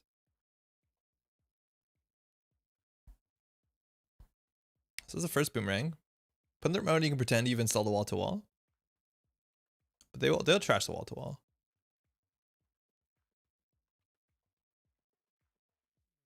Want to advance the Colossus? They boomeranged it. So it didn't really matter. The advancement there didn't matter because they weren't going to break it, right? With Bugalter. You're right, though. Triple advancing this does make it a lot better than putting 2 advancements on that. Maybe that was the reason. What the? Okay, now we need money.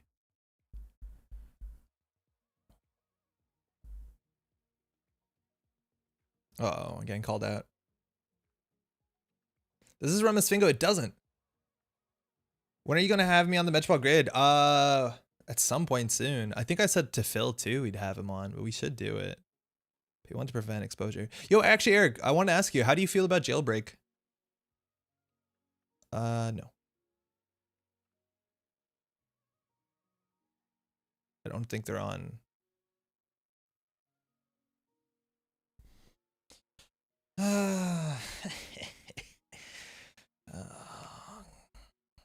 It's bad. Sick. It's a ridiculous request. Eric still hasn't had me on his podcast. There's only so many people, but it's designed to be bad. I like it. Yeah, look how much value from Maui, right? When are you gonna start mentoring me like you promised? Ooh. We're calling about everyone's. Okay, they called that a wall to wall. I guess I'll res it. Oh, that was a stupid res. Oh, whoops. Whoopsies. Whoops. So we can res this for 5. I think we're not going to do it, so we keep Red Planet Couriers money.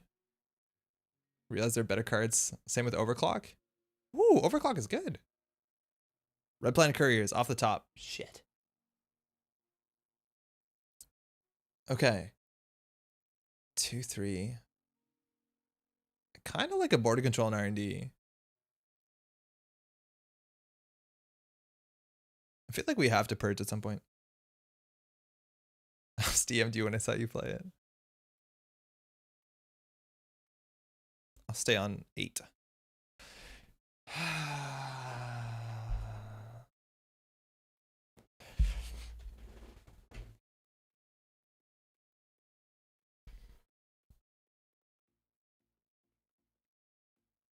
So there's 5 agendas and 24 cards.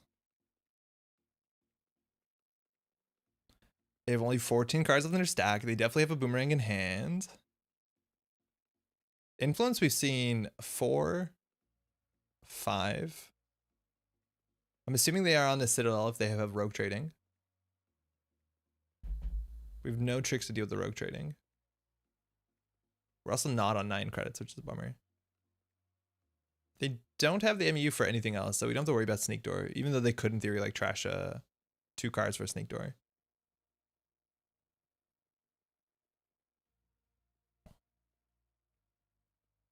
The zoom level covering off 419's head is bothering me. Wait, I see 419's head. Look on our end. You don't see it? It's right here. His whole head's there. Nothing's happened. Think of the viewers. I can't do anything. I'm not in control of this. I'm not in control. The stream is super zoomed in. I don't see it. Is it? Maybe spectating is the NP. It's not super zoomed in. I see everything. Built to last the rest of the game. All right, they're going for it. Looks fine in Twitch. Yeah, it looks okay. I don't know what's going on. Now it's zoomed out because they're running. So we could res this for 4. They put a boomerang on there. This increases the res. We pay this for 5, sorry. And then they spend 2. Oh, nah, this is fine. It's fine on YouTube. Okay, cool, cool. Artem, what up? Oh, another credit, another advancement. On an installed card. Oh, it doesn't even have to be an advanceable card. It's value.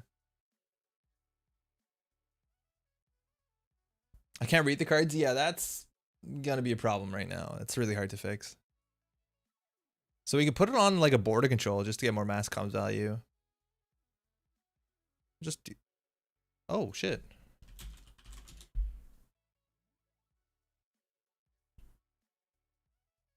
Huh?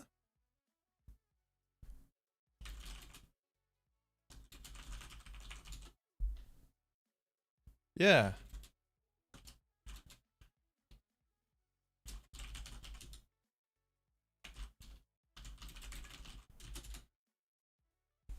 Yeah, I'm not sure. I thought I hit fire on broken subroutines. Might be.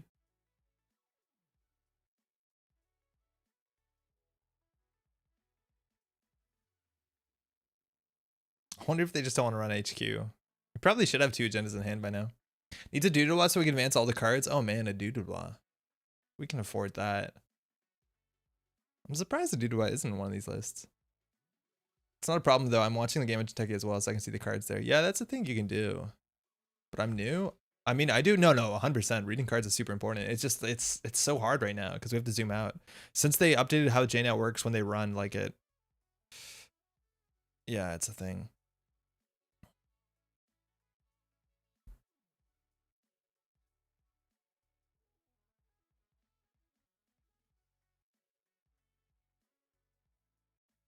Yeah, sorry about that, Red.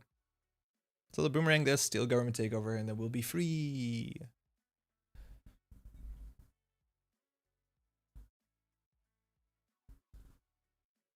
If you can afford affairs, you can afford a doodle. Yeah. It's generally cheaper to break though. I think you break it for 3 credits with Black Orchestra. It feels terrible.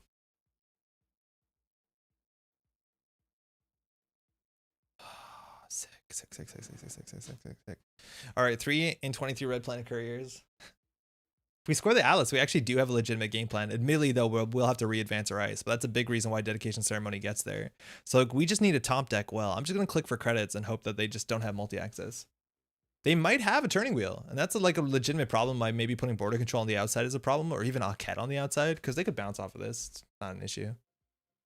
Look at the pretty pictures and pretend to know what's going on. Yeah, I hope I'm hovering over the right stuff. They do have this, which is weird, because they haven't played a Citadel yet. They're going to make 4 credits at the start of turn. That's a lot of money.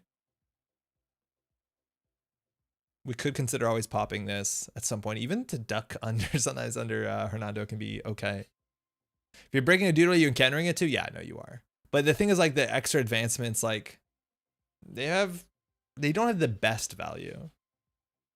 Like, you don't need to over advance a cat. You don't need to over advance pharaohs. But yeah, I hear you. This is where Netrunner's bad. Best place, click for credits. Yeah. There you go with Citadel. So if we keep them more money than them, rogue trading. I think at this point we just purge away this thing because this is giving them 3 credits a turn. Oh, another red team. That is wild. I didn't realize it wasn't unique. I'm just gonna purge here. I'm gonna throw out the Whoredom.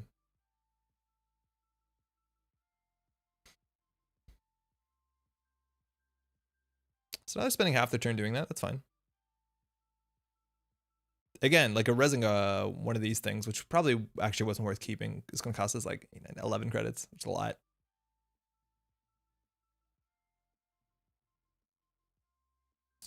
Let's top deck the winning play. 3 and 22. Then we get the Atlas with 1, 2, 3, 4, 5, 6, 7, 8, 9, 10, 11, 12, 13 counters. So 10 counters on it.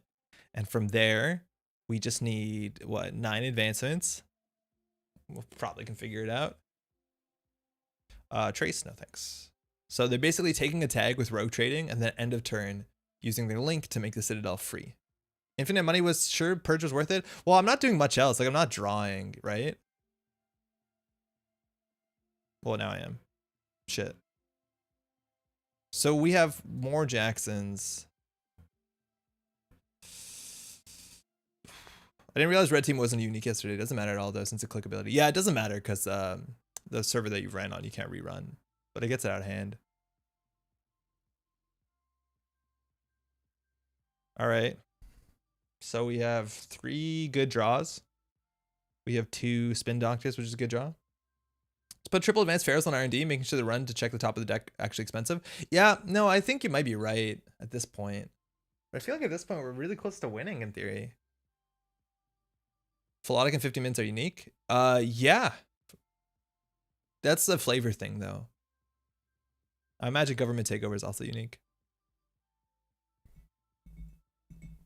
The thing is, like, the triple advanced pharaohs is like very expensive. Like, it's again 11 to res, 4 to install if we want to play around 4/9, and then another like whole turn and what, like 1 credit or 2 credits advance. 1 credit, I guess. Like, we want to win. Ooh, diversion. Sick. So they don't hit the CVS. So let's think about resing stuff here. I don't think we care. I think we just eat the diversion. Like, this is worse for them than me. Oh, actually, well, they only break for 1 credit here. So we could have res the Colossus, which would have been 7 strength. So they'd have to pay 6, 7, 8. So they pay 6. No, actually, I would res that. This costs us 6, 7, 8, 9. Yeah, actually, do you mind?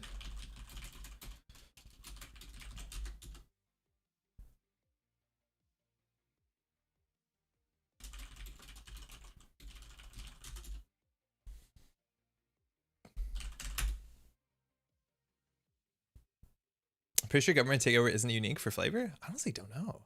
I guess we could check. It is unique, yeah. They might actually emergency shut down us. I would be kind of not surprised. So there, we still have 11 credits, which we only need 9 to score out. Oh, actually, we'll be down to 5. I forgot about that. Yikes. But this is actually pretty expensive for them. Maui gives them 3 credits. They can't red team here.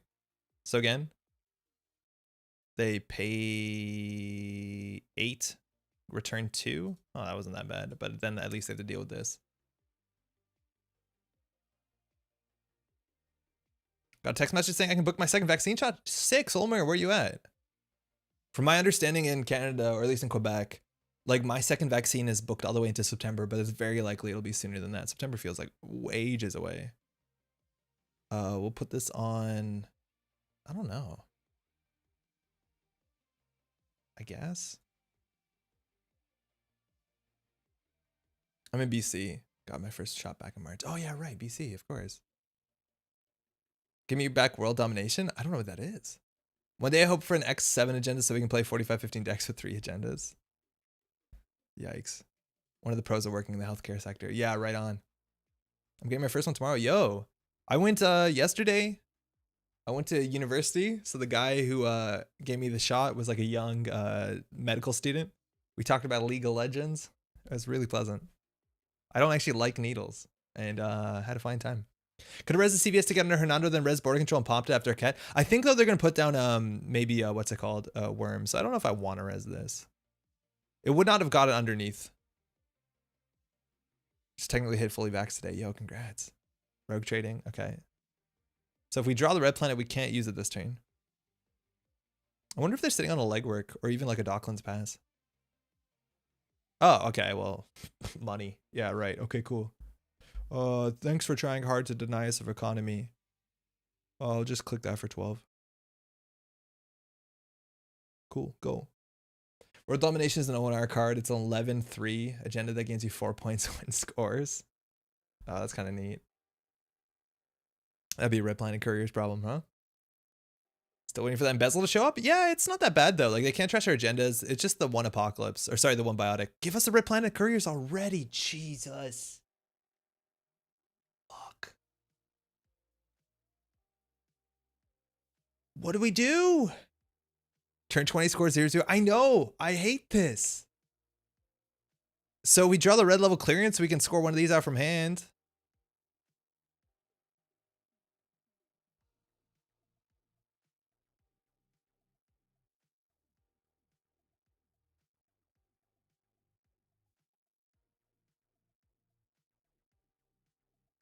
Netrunner is bad if we're in a world where government takeover isn't unique. Are you going to expose this? I don't know if we should be feeding this to them. It's technically like a very potent combo piece if we've set up our red Planet Couriers. Time to Rococo that Atlas? I don't think so. I don't want to score this out of hand because if we draw a 3 and 17, we can win the game off of this Atlas. Getting this out of hand is not that important because we want to get a super advanced one. Our good top decks here are red Planet Couriers, eventually government takeover. I think we just credit. Does that seem wild? Double Daddy Rococo Biotic for 3 advanced Atlas next turn. Am I that dumb that I missed that? We could have Biotic install Atlas Daddy. Yeah, I know you're right. Falsified. Yeah, no, I think you're right. We probably should have just Biotic that out. That was a way that we could have comboed out. Magenta being unique and not public doesn't really matter though. No, it does not. So we can res this for 4. No, I don't think we res this. 4, 5, 6, 7. No. DRM could be good here. DRM actually is pretty bad for the deck because anything that you pull from DRM, you can't score that turn, so you can't use it in any combo. It could be used as like pull to hand, but like you're better off just playing card draw. Oh, I'm gonna vomit.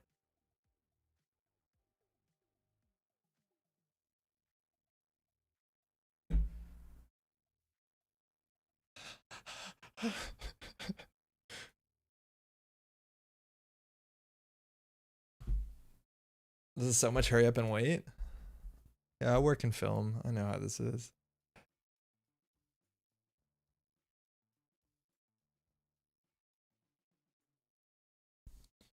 You can score with DRM, you just can't use it install on the tutored agenda. No. The card that you pull and reveal, you can't score.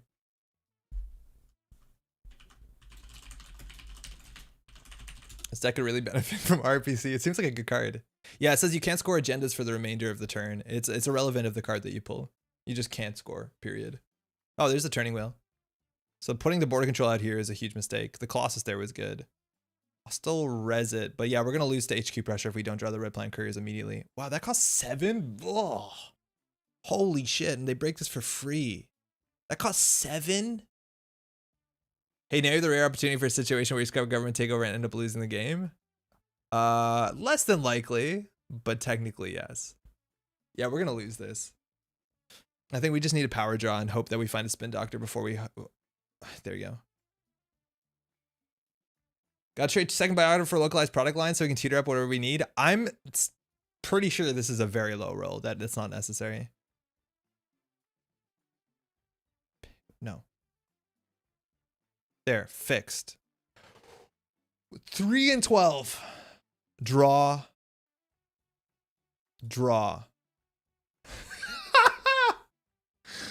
Oh, I hate this deck.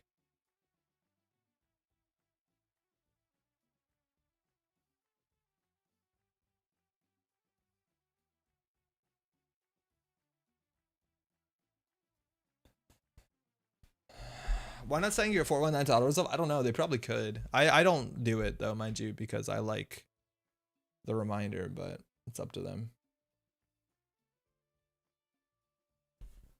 We also could have installed. Did we draw this last click? No, we could have actually wiped. No, because we want the government takeover. Yo, Alec, how's it going? I know. It's like 10:30. We played 3 terrible games.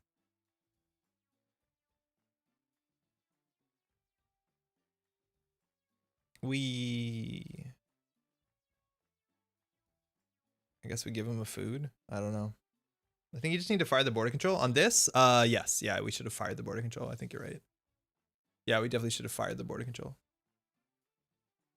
Yeah, I'm playing really sloppy. All right. There's a government takeover in here. We're going to boomerang R&D. They're going to go for it. It's the best chance they have. Oh, nope. They're boomeranging the Colossus. Okay. I'm a bit surprised here, I'll be honest. 4 out of 12 agenda density. That's basically the same as our red Planet Couriers density. Time to get rid of 1 boomerang? I don't honestly know if we do. They probably have 3 more. I don't think it matters that much. Like, I think they like, we let them see 2 cards and hope that they don't take the Atlas. I use my elite hacker skills to remove all their PC cards from Andre's deck. I need to check the deck list. This turns off the wheel farming at least? Yeah. Well, yeah, true. Yeah, I think we do pop it. We'll see if they use the turning wheel counters first. Yeah, I know you're right. We'll pop it. They're 100% going to hit the Atlas 2 out of 5. Did they break this? Maui's so good. Place an advancement. So just advance that. Using you pronounce my name right first. I'm Elac. 9 out of 10 times for new players. Who would say Elac? Love your stuff on YouTube. Caught a couple streams over there. Saw Yellow Ray games were wild. Hey, cheers. Dude up. That's really kind.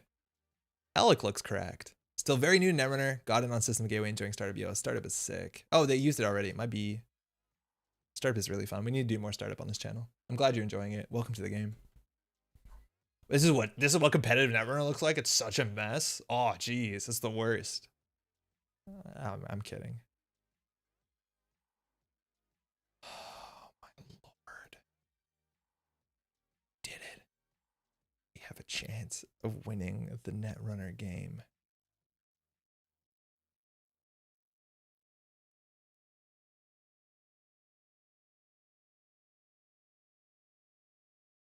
Okay.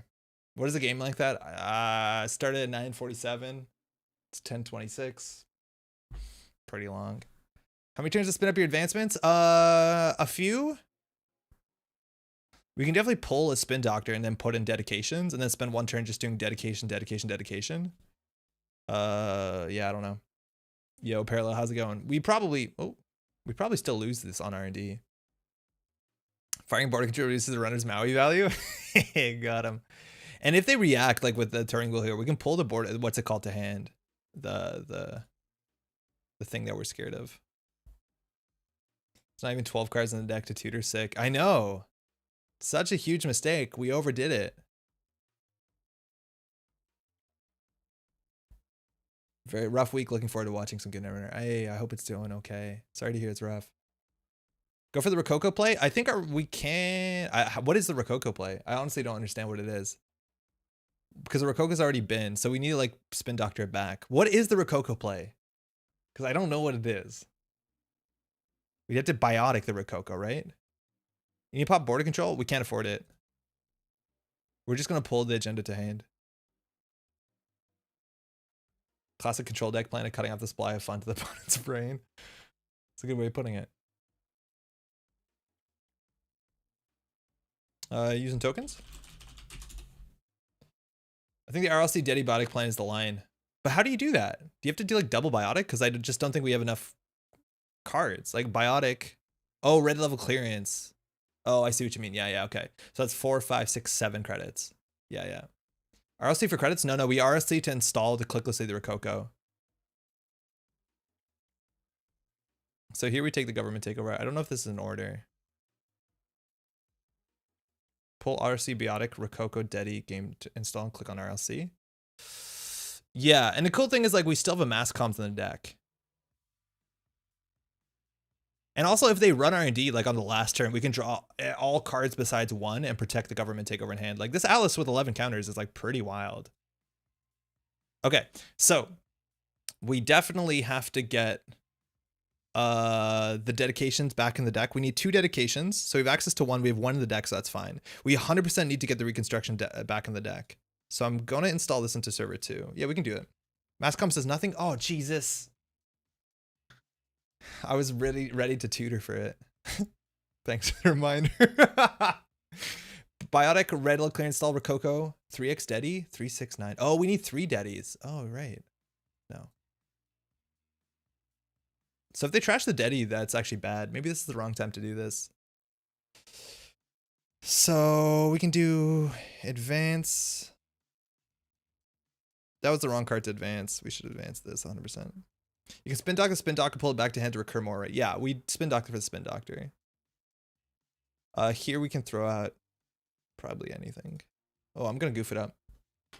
You could have waited on spin res. Yeah, we did not need to hit the spin doctor here. Actually, this is a mistake to do it now because now if they trash the Rococo, we're in a really bad spot. Yeah, I don't think that was the correct play. Yeah, okay. Because now if they hit the other spin doctor, or I think we go for 1 trashable. Nah, that might not be right. Weyland comes crawling back to Beanstalk royalties. Yeah, you mean predicted planogram, but yes. Please. I'll just crawl back to mass comms. Toss the GT? I don't think so. I think we can keep the GT in hand. So our combo is 4, 5, 6, 7, 8, 9 credits. It's a 9 credit combo once again. And again, if we just advance enough, we'll be fine. So we just have to wait and hope this holds up. So I'm not going to res anything. Did Jerry spin back into Rococo? I did. And that might be wrong, isn't it? No, it's not. So it's about the spin doctor. Rococo technically has a higher trash cost. Maybe that was the one to spin back in. Yeah. Could have been wrong. So we have to get lucky here. If they trash the spin doctor, we have to combo out with red Planet Couriers. Which honestly we can kind of get to. Mass, if we... What was that? Oh, that was scary. If we dedication the Alket, we can go for the bigger play because we'll be a 3, 4, 5. We can pull another one, so it can be a 3, 6, 7, 8, 9. So actually, if we pull a dedication ceremony, we can threaten out the win next turn. We just do dedication. It'll be a 3, 6, 7, 8 advance. Now I think we can do it. I look back at the stream and suddenly there are 11 Alice counters. Alice, all the cards out of your deck. We know we lose, but yes, we can do it. Yeah, we do have a second biotic.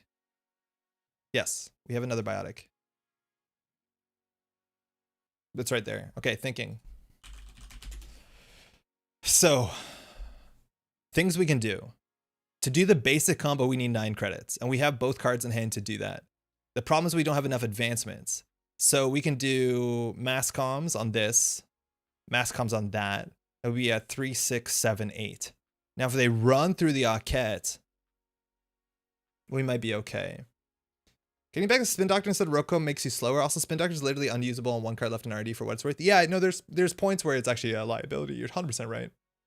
I think it might not have been right, but the problem is like we still, if we were tunneling on that line of play, we did leave, we would have to leave another card in our archives that we thought we needed. So we need to play this perfectly. Where are you streaming Android Netrunner through, though? Greg, it's a website called gintechy.net, and it's free. It's sick. Okay. Man, I'm so sorry with thinking after an hour-long game. I think I'm just gonna go for the play that is more direct. Putting 3 advancements on this seems nice. So we're at 3, 4, 5. We probably should have done hedge fund first, but so 3, 4, 5. So we can do 6, 7, and then hit this as 8. The other option is to pull a card out of the deck the last dedication. I think pulling the last dedication out of the deck is fine. But at that point, it's a money problem. So we can pull the dedication, pull the mass comms. I think we're going to do that. And then set up for next turn. 3, as long as they don't hit Aket. Yeah, okay, this could be wrong.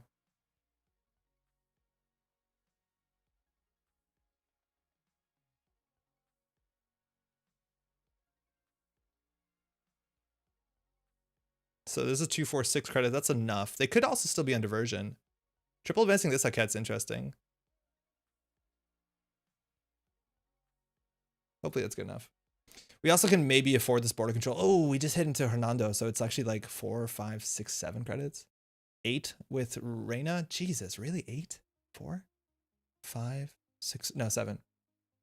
What deck are you playing? We're playing the deck list of the week right now. Yeah, they're going for the diversion. That's fine. We have 1 more mass comms, if I'm not mistaken. No, we have no more mass comms. Uh-oh. Okay. You can pull a Dedi, RLC, Netsu, clickless credit. I think we're still going to be short here. It'll be on 6 credits. You still have the hedge. Yeah, we do have the hedge. It's going to buy them 1 turn. I think this diversion's okay. And we wanted to triple advance this. I think it was right to triple advance this instead of the Colossus, because this is a much stronger... Wait, what happened? They broke it. This is a much stronger fork, because this gives us an advancement and a credit, and that was better. I was advancing this just to get mass comms value. It was wrong. I think we wanted to triple advance this. You can RLC for Jackson and name mass comms again. Oh, shit. That is so cool. They have too many turning wheel tokens. Like, we're at some point where we have to pat our hand, because they're at the point where they access all of HQ, and then we lose. So we have to like pull everything and then figure out how to combo out from all but 1 card. Yeah, I think I don't know if we're gonna win this. We have a chance. I need to figure out what all the combos are. There's a lot of ways out of here, and I don't think we picked the best one. You should not doof and just C3 here. Yeah, kind of. But I think doof gives them the turning wheel token anyway, so they don't feel bad about it.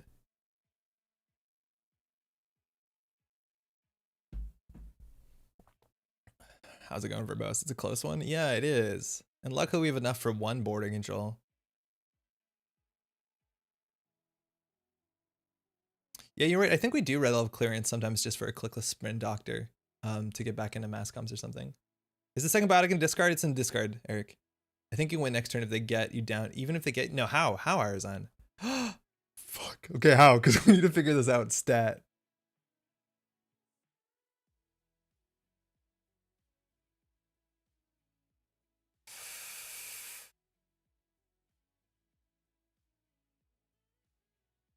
They're running out of money. Do we res this?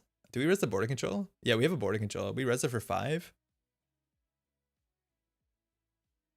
I think we could pull our deck into our hand. I just don't know whether we res the border control.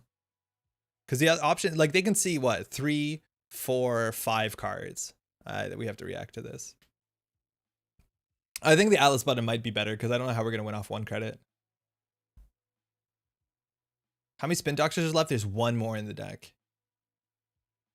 Greg, we're playing Corp right now. Playing this one, actually. It's a Weyland Corp. It's hard to see because they're running. Man, I wish we triple advanced this. What were you thinking? You got to RLC spin to get mass comes back and grab it from 1. Yeah, I think so. Turning wheel? They have only 6 cards left in the deck. Yeah, they do. Their money's going to run out. Oh, wow, they're doing it. Tell me when you're done. Okay, guy. Are we feeling lucky? No, we're not. We're not feeling lucky. Take that, Maui.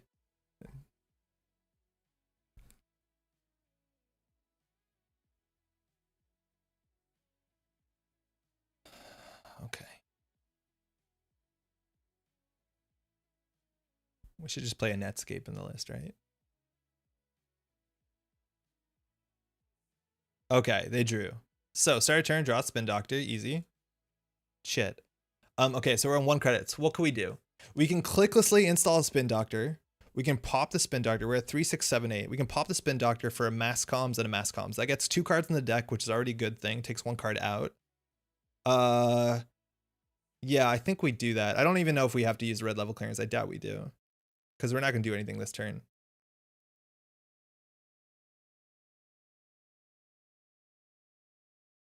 Do we have to click this? No, because we can't win this turn, right? Can we win on 2 clicks? Thinking. Okay, so we can clicklessly install this and then mass comms and biotic.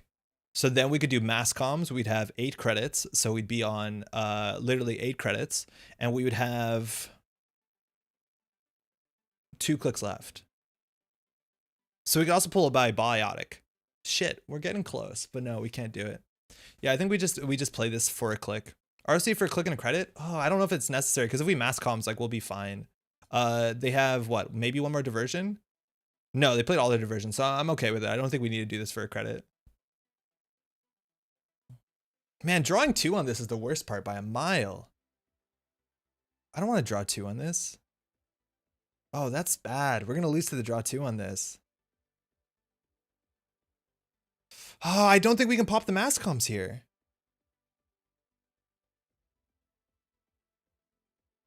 I don't think we can pop the mass comms. Because we need more cards in the deck. Isn't R&D basically all agendas? Literally, yes. Yeah, we can't pop it for mass comms because we'll just draw too much. It puts 2 back. Yeah, but I think we need to put agendas back. No, that's not true. Okay, we'll go for a narrow out. We'll do mass comms, and I think we have more interesting plays with... If we lose some bezel here, it would be really embarrassing. We'll do another mass comms. RLC is definitely a big part of the winning combo. I think so, but we're actually very close to just bioticking out. I'll just do 2 mass comms.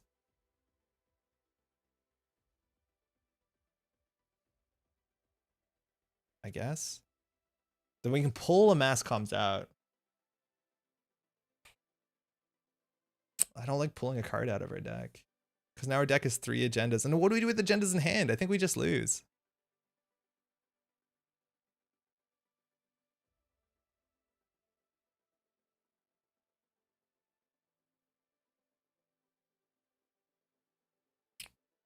Yeah, we have a 1 biotic left.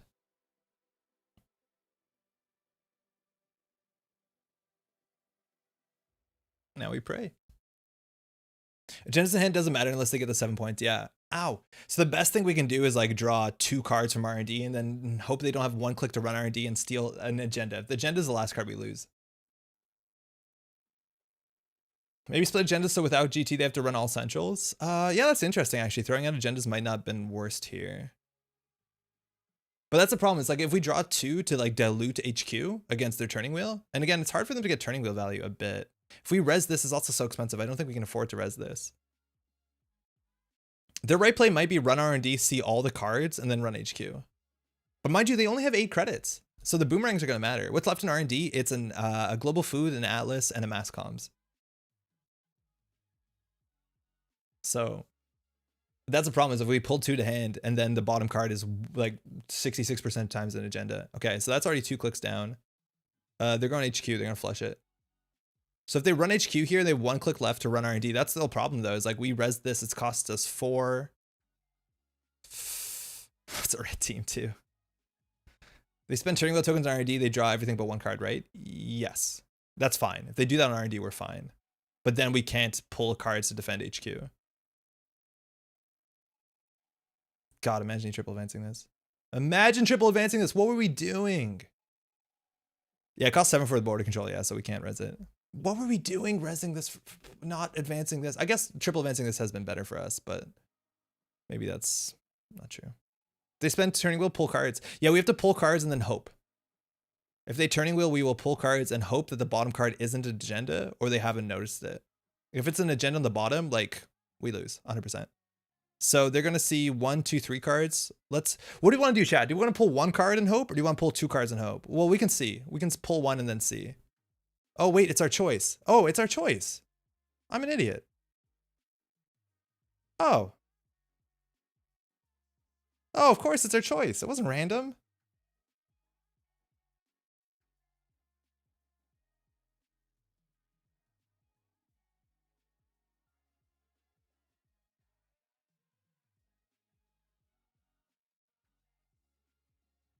Wait, there's 1 less agenda we think. Yeah, this deck only has 2 foods. Oh, we were wrong.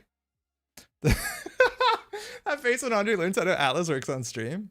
So, yeah. Never mind. Red team to give 3. Red Planet Couriers. This is huge. Atlas, okay. They got 1 more axis.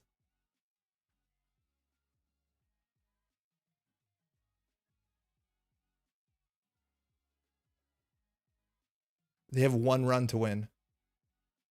They have to hope this is an agenda R&D or a trash bowl, or have to run HQ and specifically hit the 1 and 6.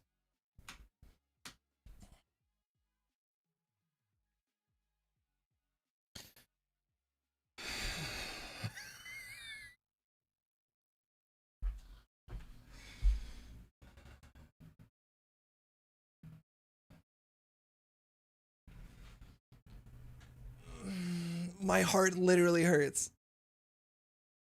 Ow. Why?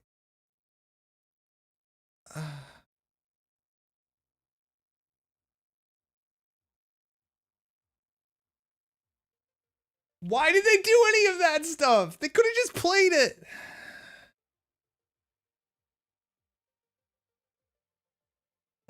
This deck is terrible. This is a garbage deck. What does a Pinsel know?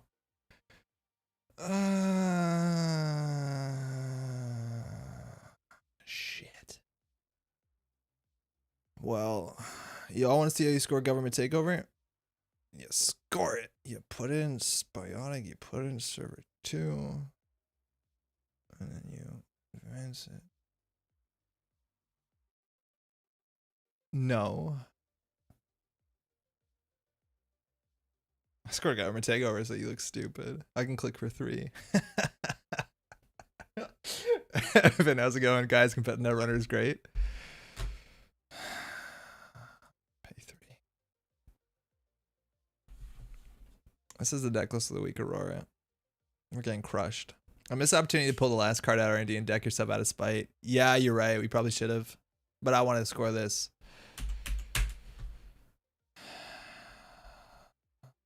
Okay, y'all. Let's not look at this. I want to remind you. The Red Planet Couriers were in the bottom 10 cards. And we played it perfectly. God, Aaron was dunking on us too, probably. They catch you around. I'm done. I don't know what to do, y'all. We can't win a game. We literally cannot win a game. Have I lost it? I'm like doubting myself. I can't do it. I can't win a Netrunner game. That was the last Andre streamed. Yo, guys, have you heard of Flesh and Blood? Have me on stream. I will coach you. Yeah, Eric. Oh, boy. First click, draw. Second click, install Ace off Pawn Shop. Third click, click for credit. Fourth click, sure gamble. Let's do some news. You did have the one window to do the double Biotic Rococo you missed. Yeah, there was a window if we kept in hand. We could have double Biotic Rococo'd out early, and we missed that play for sure. It would have been expensive, but we would have got enough counters to like force a win out there. You can do it, Andre. I believe. I appreciate it. The man who would government take over in his deck. They didn't steal it. We got lucky. You know what? You know what? Maybe cool. Have the person who made the deck of the week join you on stream sometimes and walk you through how it's supposed to work. I think that's actually pretty good. It's just very difficult sometimes, right? Specifically, we've sometimes the person who has the deck list of the week will show up in chat, and that's super useful. Especially when it's like Pinsel being like, "Oh God, how are you playing this Hive Mind Max deck?" But otherwise, it can be pretty hard. Play Haas, seamless launch, all the things. Yeah, maybe we do. Maybe we should just play Anoetic Void and go fast. To be honest, it feels like you're running decks you don't get, and that's what you're getting. You getting you flustered. Jen, no, I hear that. Like the Shaper stuff, yeah, I'll write that off. But like this is technically the sort of Weyland combo deck that I have been known to play back in the day. Like big Atlases, that was my thing. I think we've been messing up the opening pretty bad, where we're not like pushing an early wall to wall, and we're icing up R&D in a deck that has 6 agendas, which is ludicrous. Like you don't do that. That's really good. I really want Andre to end the stream after the Black File install. Oh my God, it would have been fun. Yeah, we just cut the stream. Do you like Flesh and Blood? I got a bunch of Blitz decks to play around with. Yeah, Frisbee, we talked about it last week on the VOD. If you want to just jump to the middle, I give you my opinions on it. I've been enjoying the Blitz decks. I just, any game with like random boosters I'm not into. Do people really play the black file? I mean, I've fallen into an alternate dimension. No, it doesn't really show up in competitive lists. There were like some metas were better than others. There was like a lot of back in the day awesome decks that would draw very aggressively. So the black file was nice. Some decks would be combined with like Fisk investment seminars and other cards that would like force you to draw. So you could actually kind of deck the corp. But Christ, no, I wasn't expecting that. Not played in competitive list, but you lost to it. No, that's fine. Eric, we lost to Maui. I'm more upset about that, if anything. I got news to go through. It's weird to do news at 10:50, but I'm gonna go through the news, so Geist doesn't count. Eric's enjoying it. It only shows up when the top decks rely on Vacheron. Yeah, stuff like that as well. It helps out. It also is like okay against Titan decks back in the day. It bought you a couple turns sometimes, but like it was a pretty hard include. You saw it as like a pocket card actually. Some of the same people that played the list or built the list that we were playing. Oh, actually, I'm gonna play this deck. This will be fun. The deck that we were playing, the same people. I think Pinsel was running like a black file, maybe if I'm not mistaken. In Geist, yeah. Pimp my article. I did last week. Here's the news. Okay, there's some stuff we want to talk about. Watch that VOD. Yeah, okay, we'll do one more game. I know those were long. It's rare for me to correctly time the black file. You just do it when you think you're gonna lose. If you don't lose, whatever. That's fine. Okay, one thing I want to say really quickly. YouTube has updated its terms of service. I don't know what this website is, but basically as of June 1st, if you're watching on YouTube, let me know if you see ads. Because classically, YouTube would not put ads on your content if you didn't consent to it. But as of June 1st, they've changed the terms of service, so they will be monetizing my videos, which I don't directly monetize. So let me know if you see ads, because if you are seeing ads, at that point, I will hit the switch and at least get money from the monetization. I have no interest in monetizing my videos, but ads, I don't like YouTube ads. They're annoying. I understand that YouTube should do it. The free hosting doesn't make a lot of sense. Well, it does, because thanks for your psychographics. By the way, you should like and subscribe. But if you see ads, let me know, because at least I'll make like buy card sleeves off of whatever paltry income comes off of that. I kind of dozed off during the last game when it started. No, it went perfectly stoppable. It was very memorable. Another thing, Eric wrote this. This is actually really cool. For those who don't know, it's restarting the use of the competitive tab on JNet. Solomir says, when would they be mid-roll ads or just little banner type ads? I don't know. I think there would be pre-roll ads. I don't know if YouTube would insert mid-roll ads. I feel like that doesn't make sense. I think they would do pre-roll ads. I guess I should check that out. Yeah, Yasengrin, look into that too, eh? Yeah, Eric wrote this article after he smurfed us in the casual lobby. But basically the idea of what Eric was saying here is that in JNet, if you don't know, there is a competitive lobby up here and it's pretty empty. But the problem is that it's generally empty because everyone assumes it's empty. And if you're playing a good deck, and this feels very ironic in retrospect, but basically if you're testing the competitive stuff, the good, you probably want to go into here instead of going to the casual lobby where there's like a lot of new players. Again, I'm not going to talk about what we did tonight, but that's good. Okay, what else we got? This actually was just posted. I haven't seen this, but I saw this opening Reddit. This is really cool. This is a conversation between Liga and Adam Doyle. It's on Reddit. I think it's on Adam Doyle's YouTube channel. Oh, that's a bot. Can't show that. Ooh, hope that's not a problem. Yeah, I'm stoked to listen to this. I haven't heard it yet, so I just saw that. We talked about Sengrin's channel all the time. There was a standard tournament that was on the weekend. You can watch the VOD here. It's single-sided Swiss. Eric is in there. But also this review, talking about Glacier and Startup. I haven't watched all of it, Sengrin. I've got 15 minutes through. I need to finish the last 15 minutes, but this stuff is so good. If you're new to Netrunner, these sort of ads. You see, Sengrin? You making that money yet?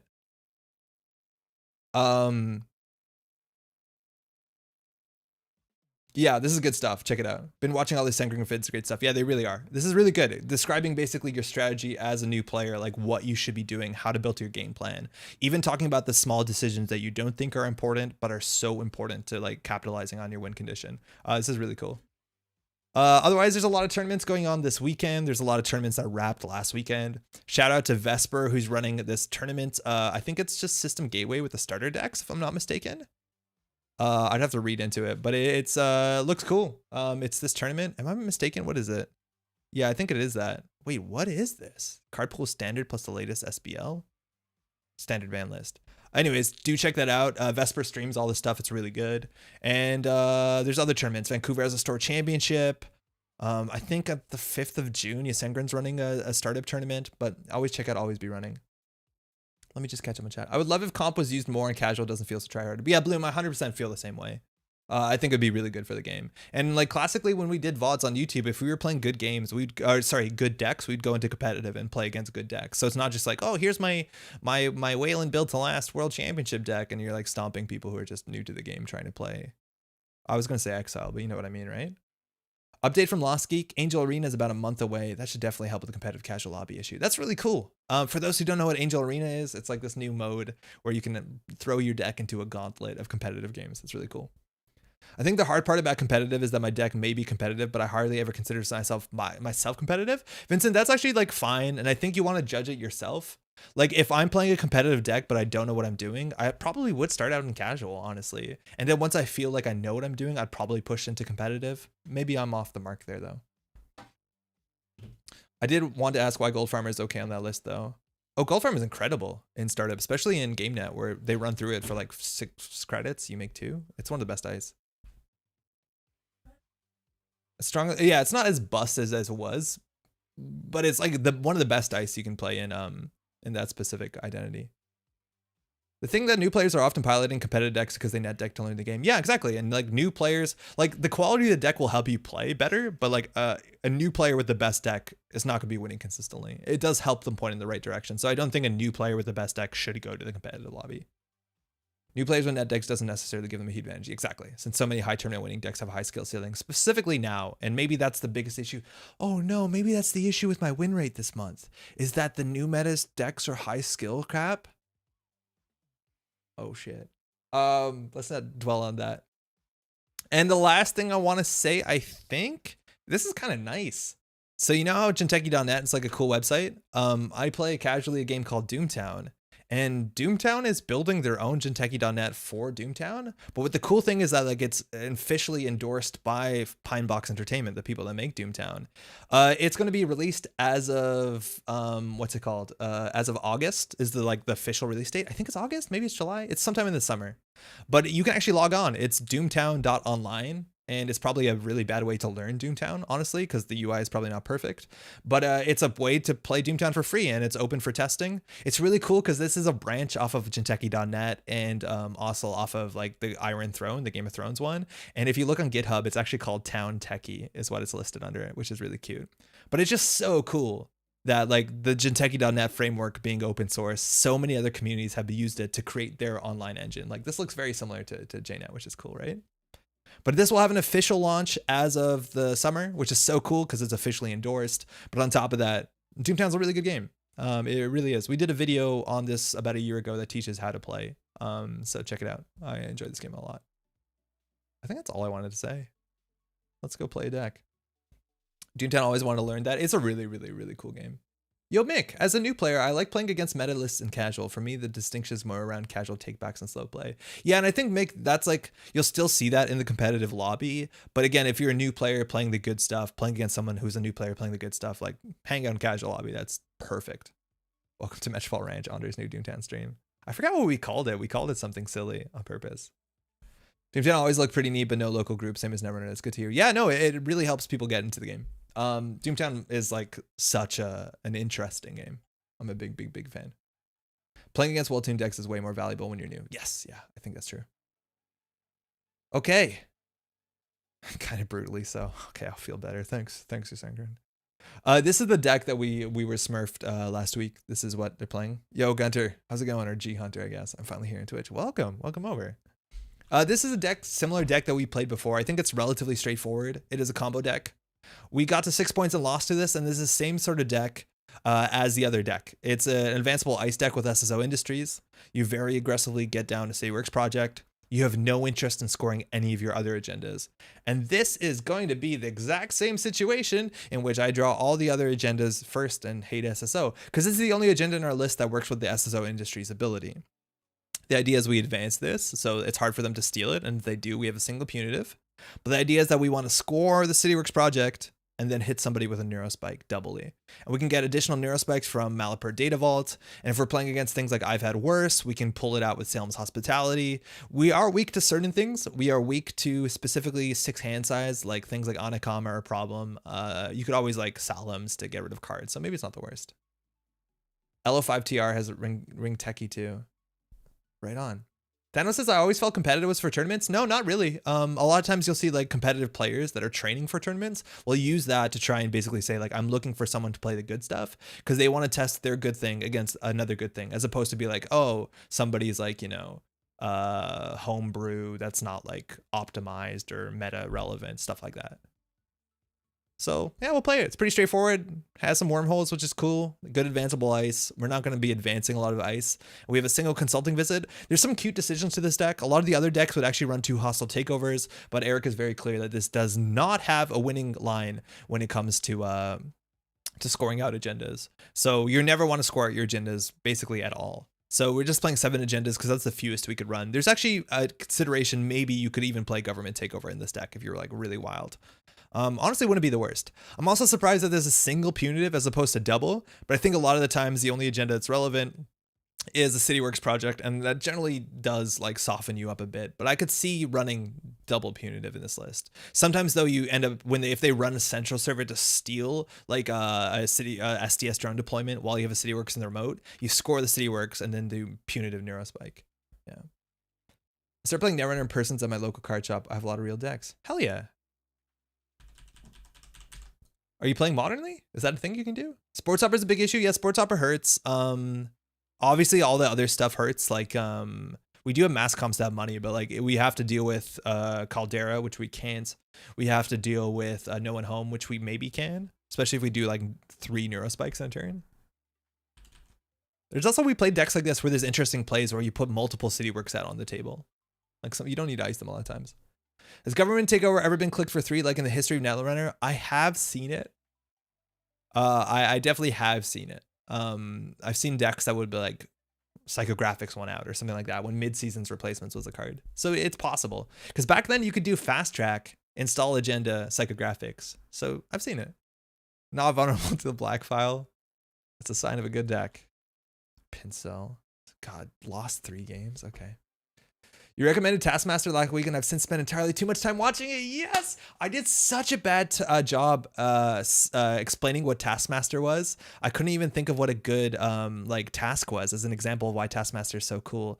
And I had good ideas, and I forgot what they were already. Oh no, what are good Taskmaster tasks? One of them would be, instead of, most of the tasks are like you have 20 minutes to do something. You have 10 minutes, your time starts now to do something. And some of them are like, you have 8 weeks. Buy the best present for the host. They're really, really funny. Oh man, I thought of like my favorite task the other day and I couldn't remember what it was. I'm so glad you're all watching Taskmaster. They just uploaded season 9, which Maddie and I didn't realize that we totally missed. So it's a whole new season. Completely erase this eraser. Yeah, and it's like simple stuff. It's like melt this ice as fast as possible. And just watching people struggle with that is really fun. Oh yeah, I remember my favorite one that I think is like, yeah, 9 came out the first episode today. I think this is my favorite example of like how open these tasks are. They put you in a room with a surprisingly young mayor of some town somewhere in the UK, and all you have to do is impress the mayor. You have 20 minutes. Like, that's so cool. That's so fun. Where can you watch the show? It's all on YouTube, youtube.com/taskmaster. I don't know if that's going to work. But basically, they've been putting it all on. Yes, it works. They've been putting it all on YouTube. You want to watch the episodes, Taskmaster series, whatever, episode, whatever. They have, I think, they just finished 10 and they're going back to do 9. Or sorry, they finished 11 and they're going back to do 9. So it's almost all there. Yes, Chris, we're just playing Weyland today. That's all we're doing. They recreated video games physically. One was genius. Oh yeah, that one was fun. That one was really fun. It's such a good show. It's like really, really, really fun, and it's all accessible. It's all on YouTube. That and a bunch of British panel shows are like a really easy thing to fall into a hole of. They're very easy to watch, and everyone's so clever. This is also technically, Chris, not a Glacier deck. This is technically a combo deck, like the other one, so I take umbrage with that. I know what I'm doing tonight. Oh man, yeah, enjoy. Enjoy. Taskmaster is so good. What are other good tasks? Yo, what up? Is this Brandon? Not at all. It'd be my pleasure. I'm assuming this is Brandon. I'm from the UK and it's cool to see our decks getting over the pond. No roots. How's it going? What do you mean the decks? Okay. 47 cards max. The max decks, once they get to the end of the deck, they're actually pretty easy to Neurospike. Thanks, you too. I'm not able to play local tournaments for Netrunner now. Yeah, that should change soon. Hopefully. It's getting better here. Andrew, how's it going? Good day, Andre. Drop into my lunch break. I'm doing my first go at teaching NR to my housemates and his partner tonight. Any tips and pointers to tips? I was thinking teaching goes corp. Yes. Give me 1 second. Let's just do our mulligan. Did it. Yeah, so I think the teacher should play corp. The runner should run.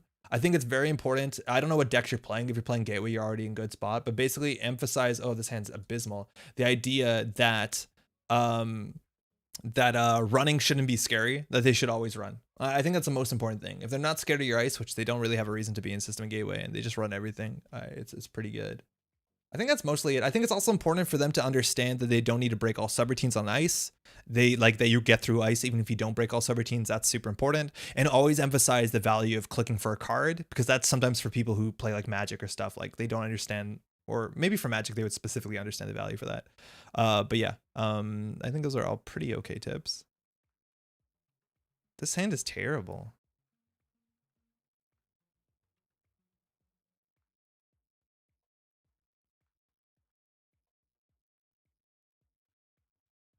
Yeah, I think new players definitely should run. It's very hard to have a corp. They have to install things face down, remember what they are, then have a strategy that is not specifically what's it called, intuitive, right? Like you have to understand where ice goes. There's a lot more subtypes of cards that involve like, oh, do I install this? It's an upgrade. Oh, when do I res it? Like it's hard to tell the corp what to do when they install all their stuff face down. For the runner, they'd be like, oh, I'm gonna install this, I'm gonna play this resource, and be like, no, you're installing this resource, it goes here, stuff like that.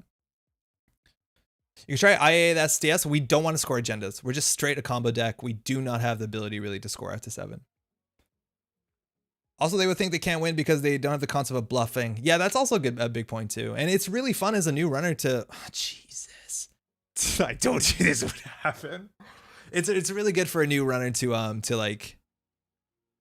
interact and figure out like what an Urtica cipher is. Stuff like that is actually really, really nice. So far, we've seen nothing but the max deck. It doesn't look like it's a virus deck, but it definitely could be. Also, APOC is like a very real thing. Tranquilizer, okay, it looks like it's this sort of standard hive mind stuff. It shouldn't have APOC. Original old school Netrunner cards as well. I have, oh yeah, no, I have a whole bunch of those. They're really fun.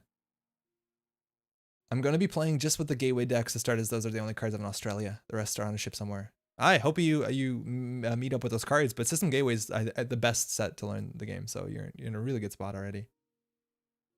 4-7 agendas in the first 8 cards and a DRM. Damn, he's good.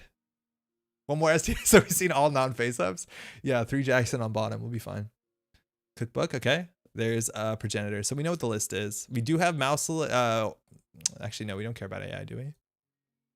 Okay, that's something. I think we just set up the remote. I don't think we care about R&D. Like, what are they're gonna do? They'll do a big, what's it called? R&D dig with the, what's it called soon? I just wish we had econ. No, we'll put this on R&D. Actually, no, we're not. We're gonna put this on the remote. We have to take care about where the I've had worses are. There's one in the bin so far. Soon I'm gonna have Gateway, and I still have a wild assortment of FFG Netrunner. I think I'm gonna learn to do just startup with my play group. Yo, startup is the best place to start, 100%. It's the most accessible, and honestly, for a new player, it's a really good format. Even not as a new player, it's a good format. Don't talk to Eric.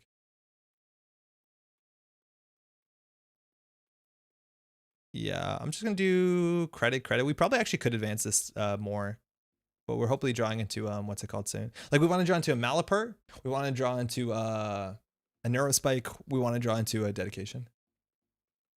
I had a great game where I think someone recognized my handle and proceeded to top deck 4 agendas off R&D.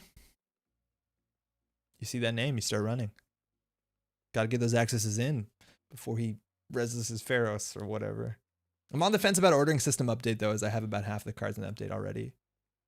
Yeah, see if you need them. I think they're generally really good cards, and sometimes having extra copies is nice. Things like liberated accounts, stuff like that can be quite nice. But yeah, you can proxy them if you need them. I like startup. I've been publishing startup decks for a while. Yeah, Daijin, I always see your decks pop up. I don't know if I saw one on the front page today. I'm not sure what it was. I think it said Facile in it, so I remembered it. All with Facile in the name. Yeah, okay, there you go. I finally got my cards yesterday, ordered them April 17th. Wow, Hava, where are you at? That's a really long delay. Yeah, do you know what happened to me? I ordered some Flesh and Blood pre-made decks from a store, and they were meant to be delivered to my place, because That's where I live. I don't think I have to explain this any further. And then I got a delivery notice from Canada Post, and it says, on the way to deliver, like on the road, out for delivery, except it said in Mississauga. I don't live in Mississauga. Mississauga is like 6 hours away. And then it says, gonna reconsider. And then it says out for delivery. And then it says delivered in Mississauga. It said successfully delivered to Mississauga. So I called or emailed the store and they're like, we're looking into it. And then it was a week and they didn't say anything. So I was like, oh, I emailed them like, hey, what's going on?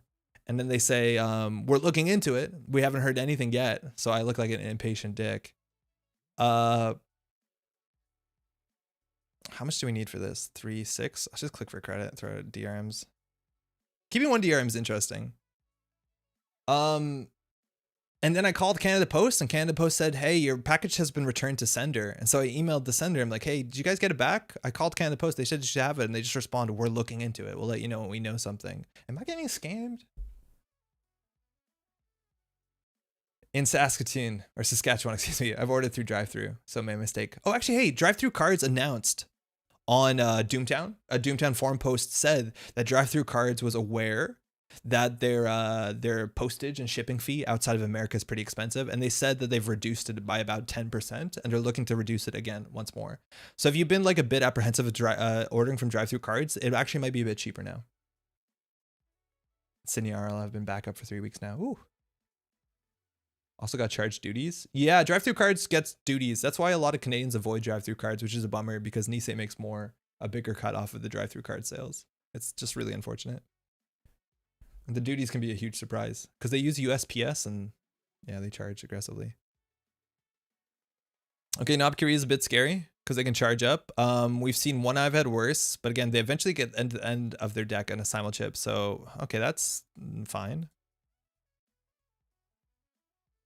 Okay, we have a punitive, which is an okay backup. We want something on R&D so they can't just win. We'll draw again. We should not have installed that. We should have drawn first. Yeah, 100%. Do you mind if I fix that? Whatever. I'm going to commit to that. Yeah, we should not have done that like that.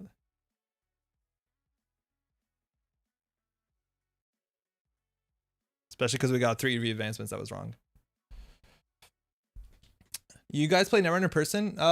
Can't. I play against my partner, but we can't. Are drafts using cube decks good? I'm not sure what you mean, Hunter. People make their own cubes and they're fun. Community mass mailing is the best, like we did in Montreal. Yeah, that helps a heck of a lot to keep things accessible.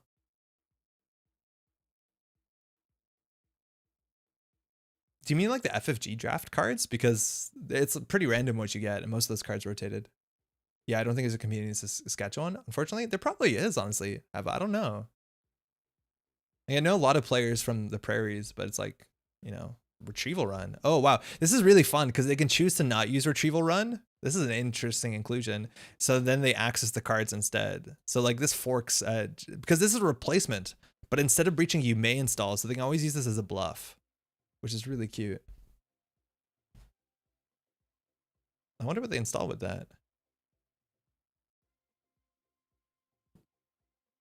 What is the runner doing there? I honestly know. I think this is just meant to be like them tricking us. I think they're getting a fermenter down, and getting a botchless trigger. It's not the worst. If the game sticks with the group, I've been starting off feel less bad about dropping $50 to get it just so all the cards look the same. Yeah, there you go. Fermenter for 10, and now they can use the simul chip, so they might actually run here. If they steal a CityWorks project, we can probably not punitive. We don't have a lot of money. This is like really rough. We've been drawing so bad. What's happening? Like we could have drawn any econ. Like there's too big to fail. Consulting visit, not consulting visit. Mass comms, hedge fund.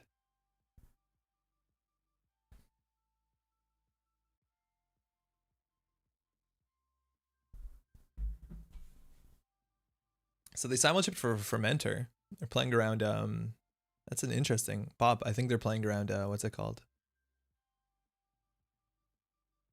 A punitive, maybe. Drawing? Ooh, that's weird. So they just want to get their money up. The New Zealand bulk order was pretty insane. Do we have time to purge? Okay, so that's technically money. The issue right now is that we can just lose to a big dig, right? So I think we need to play the mouse list. So I think we're going to do advance hedge fund mouse in an order like that.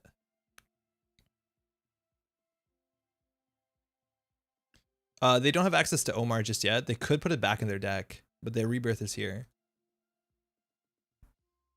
How big is this order? Damn, that's a lot of cards. That's some cards. I think we had 3 boxes in Montreal. That is immense. Oh, it's a pair. Nice. Imp and Progenitor. Okay. Pair for scale.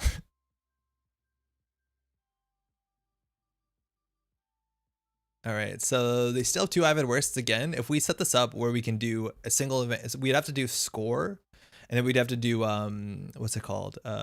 Salem's Neuro. Or sometimes even Salem's single Neuro. No, that's impossible. Unless they end with less than 5 cards in hand. All right, they botched us the border control. That's totally fine. They botched us the mouse list. So we have to res all this stuff. And there you go. This is the scary thing. So unfortunately, if we don't top deck a mass comms, we're in a really bad spot. And one of these subroutines is going to fire. Assume it's the one that gives us credits. Because they put down a conduit, and this actually has 4 counters on it because of Hive Mind. If you're not familiar how this deck works, this is a very powerful deck. It's just very tricky to pilot. So they actually could use Hive Mind counters on the botulus if they want to break all the subroutines.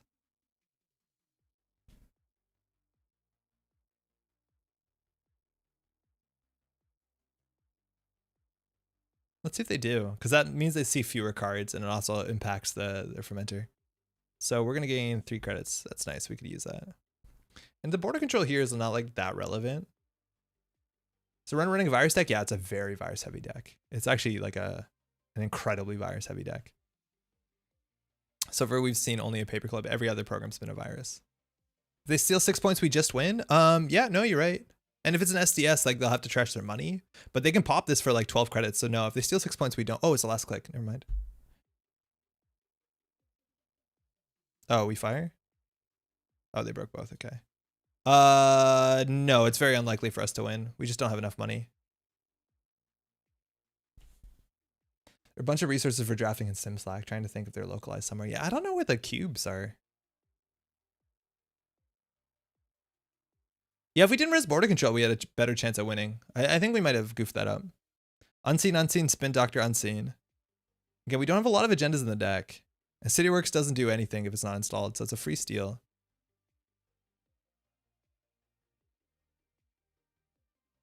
Draw to mascots first, you can win? Yeah. Wow. Okay. That's something. I think we have to purge here, though. It's just like way too much money. I think we do purge. Right? Like they always can get 1 counter return, but it shuts down the fermenter, which is important. It shuts down the immediate conduit. They can always run archives, get a counter. But it's what we got right now. And from there, we basically need to put another piece of ice into mass comms. But we know the next couple cards are not doing anything. Well, they're not stealing agendas unless we shuffle. Shout out to Nick of the Montreal Meta who received the package, all the cards for all the Montreal Meta. Yo, Diogene, he like received them. He labeled them. Like there was a sticker on mine. He put them in separate bags. He did so much work. It was wild. Oh, the question is whether we can defend this. And right now we technically can.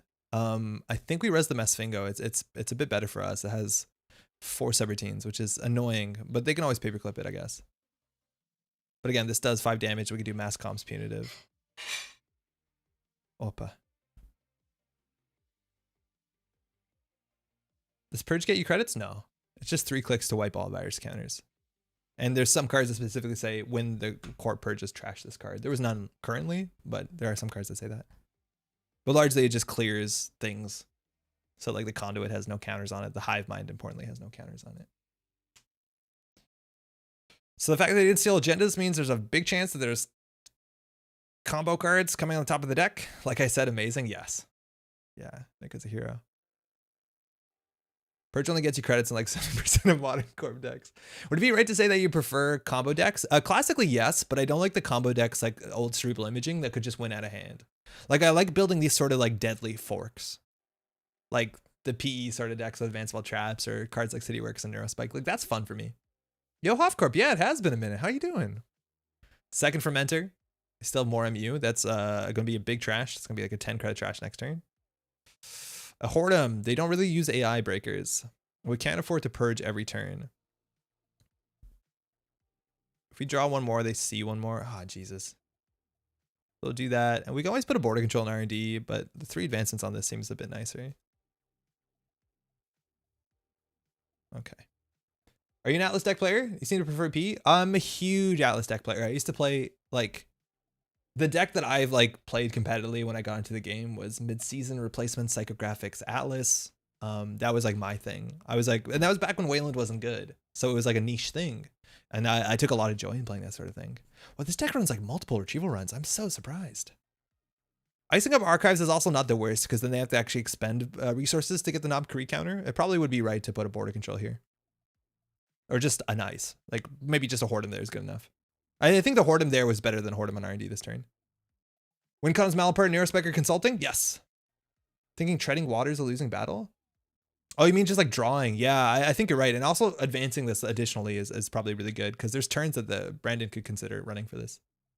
I miss Titan so much. Hyper FA, Tataki. No, of course. So far, they have no simul chips. They have 1 retrieval run. No, they have no they could have 1 retrieval run. They could have 1 simul chip. Yeah, we should have iced up archives for sure. I think important thing to do is put 2 more advanced on the agenda. Yes, I think you're 100% right. It actually pressures them. Yeah, it forces them to do something. I definitely should have advanced that. The thing is, they can't just run into this, because if this fires, like, we generally win. They're really good abilities when it's triple advanced. I used to play Titan before Weyland got good. Yeah, those are the good days. Those are really good days. And now they're good. Now I don't want to play them. Hipster, you know? Gachapon? That's fun. 6 off the top.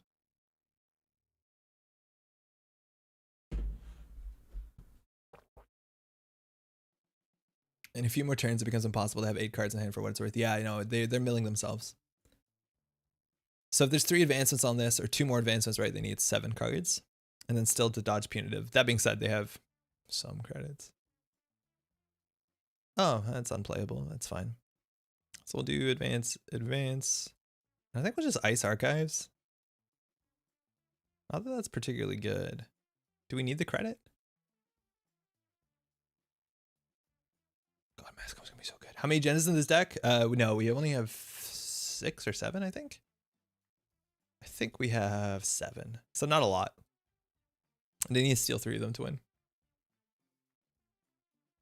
We do have a fair bit of ice, though. I think we have more ice than... Well, we're a 49 card deck, so we have, like, what, 17 ice? That's actually a fair bit. Oh, excuse me. So again, if they run this, they need 7 cards and survive the punitive. I don't think the punitive is too hard. They're using Gachapon too, which also, like, removes more cards from their deck. Keyhole's working? Oh, no, Keyhole is working, but I did not update the deck list on Keyhole. That's a good point. So if you're watching and you want to see the deck list, if you're watching on Twitch, on desktop, there should be a plugin. I'm going to update the deck list. It's going to take you just a bit for it to update, so be patient, but you will see the new deck list. And it'll show you every single card. You can even click on the deck list to go to the deck list on IronDB. You can hover over a card to see the full text. Yeah, but it's updated now. Oh, wow, okay. If we top deck a Neurospike, we don't win. We would need, I think we purged this turn, right?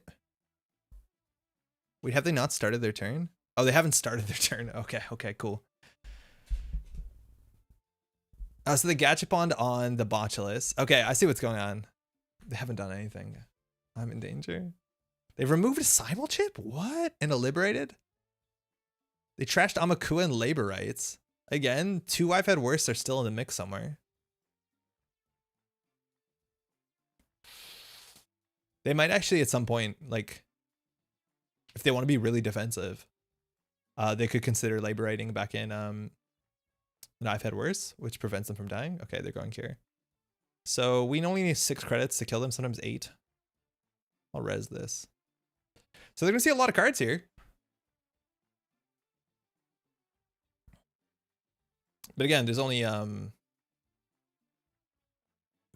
agendas in the deck. Is it 4 or 5? 5. So not incredible. Okay. 2 subroutines. Continue to counter this one. You want to break all 3? Sorry, it gets really awkward. We have to zoom out. So this is 3 subroutines on it.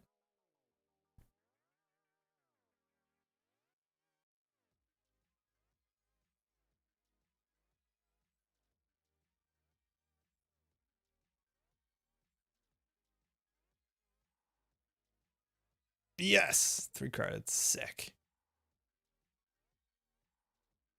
Might have to wait one more turn so that if you hit I've had worse, it doesn't draw. Yeah, we're hopefully drawing Malapur Data Vault, which they're gonna trash you if they hit it, so that we can hit a Selem's Hospitality.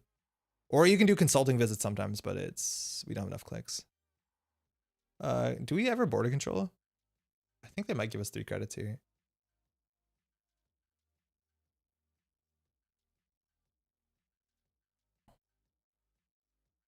The question is, do we border control this run? I think we do. Yeah, it buys us a bit. They could run back and then use their hive mind counters, but it doesn't seem that good. This remote on its own seems good enough. What do we have? We have a mouseless. That's scary. This remote is pretty difficult. Again, they do have paperclip. They could do it. And again, putting that cat counter on the Masvingo is nice. It would have like 5 subs. It's good. Ish. For 3 credits, it's good. I wonder if at some point they just put an imp down. Like if they put an imp down, if they retrieval run an imp and started hitting HQ and hitting these cards out of hand, oh my god, we'd be in trouble. The fact that there's no imp showing up yet is, I think, one of the biggest things for us. Because if we lose these cards, like we have to score out, and we can't really score out. I could counter the city for more protection. Yeah, Thanos, that's actually a good choice as well. If they run this, we can knock cat on this city. That's a really big point. That's better than Masvingo. It's 1 more credit. This is like 1 more damage. But this is pretty safe. It'll be 8 damage. So the question is, we just need to draw into our kill while not losing on R&D.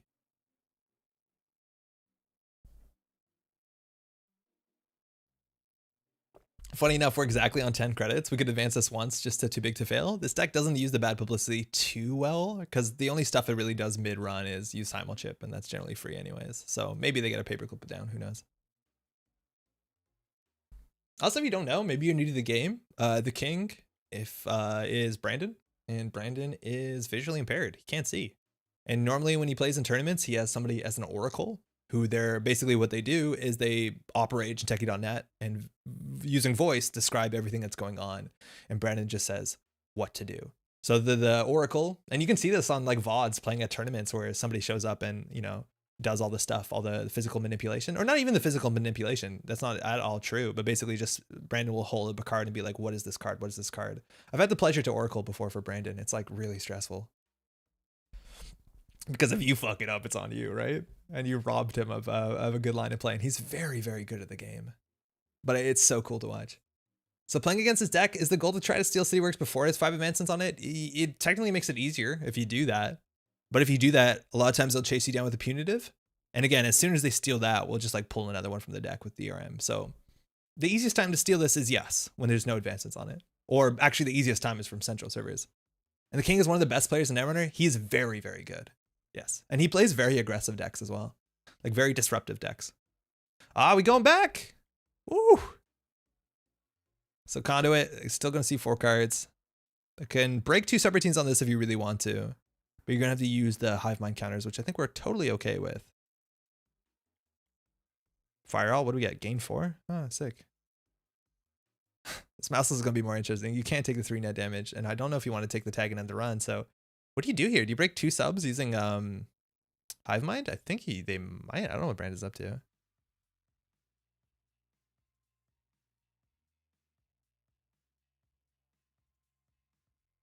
Not taking the 3 net. Wanted to protect the I've had horses. Can I hit the end of the run? So they used a Hive Mind counter, so they're only going to see 3 cards here. And we get 3 more credits. Oh, all the money we want. If they see too many cards, again, Punitive is alive. Immediately, though, if they hit 6 points, then it's lethal. If they hit 3 points, it's unlikely to be lethal. Especially because we only have 1 Punitive. It's impossible to be lethal. Oh, no, it actually could be, because they could do, like, Neurospike Punitive. Unseen. They got a counter, put on top with Hive Mind. Last click, they can always pop the Fermenter, though, so the money is going to be a bit difficult. They trashed the Data Vault. Shit. So that's a problem. That's what we wanted. So now we need a top deck, a Salem's. And then we have a very small window. We want to do Salem's Neuro. Because if we Salem's Dive Head Worse, I imagine Brandon will labor rights them back into the deck. But he might have only one labor rights in hand. So that labor rights he has to keep. Honestly, Salem's for the labor rights might be the right play sometimes. I think Salem's for the labor rights is okay. Because if he loses that labor rights, I don't know what else he does. If we top deck a Salem's. Like that honestly might be a better play sometimes than going for the Dive Head Worse. If he labor rights Dive Head Worse, it doesn't draw anything because the stack is empty. Sorry? Wrongy, doesn't it? Like, so you trash 3, and then you shuffle them, then you draw 1. Oh, I see what you mean. If we hit the I've had worse. Yes, yeah, that's actually a really, really big point. Is that it doesn't do anything if there's no stack. Yeah, 2 cards in the stack. I see what you mean, yeah. Okay, so there's a labor rights in hand, unless it's in the top 3. And if it's in top 3, I think Brendan might have drawn. I think I'm just going to purge here. I feel like we're set up well enough. This will slow him down, and when Brandon has no cards in the stack, Neurospike top deck is lethal, and a Consulting top deck is also lethal. Lost Cookbook Orchestra. So we know Brandon's hand is probably 2 I've had worse, a labor rights. We haven't seen any what's it called? Wildcat Strikes. Sorry, you can't see everything here, but I think that's where the retrieval runs come from. We haven't seen any other breakers. So there's the first labor rights. Okay, so this is the first one. It's gonna probably put 2 more labor rights in the deck. So we can maybe wait him out and attrition him because Max has to draw in. He might put back in, yeah, Rebirth. That is a problem. Yeah, Rebirth is an issue. Labor rights, Rebirth, labor rights. Okay. And we have to play around Imp still. I think Imp is like the most terrifying thing here. Brandon drew. So he definitely has the labor rights in hand. And he drew. So it looks like the last card was Rebirth. So if we top deck a Consulting Visit or Neurospike, we'll win right here. Because Brandon has nothing to draw into that I've had worse. Unless he labor rights last click. But he knows what the card we're going to draw, so he can play with full information. Oh, there is a Black Orchestra, excuse me. Rebirth? Let's see that. I think actually it might be Kim here, right? I think you do Kim against this deck. Yeah, oh shit, that's terrifying. We actually might have to do this for tempo. I think we score this for tempo. Threw out an MK Ultra and a Hive Mind. Shit.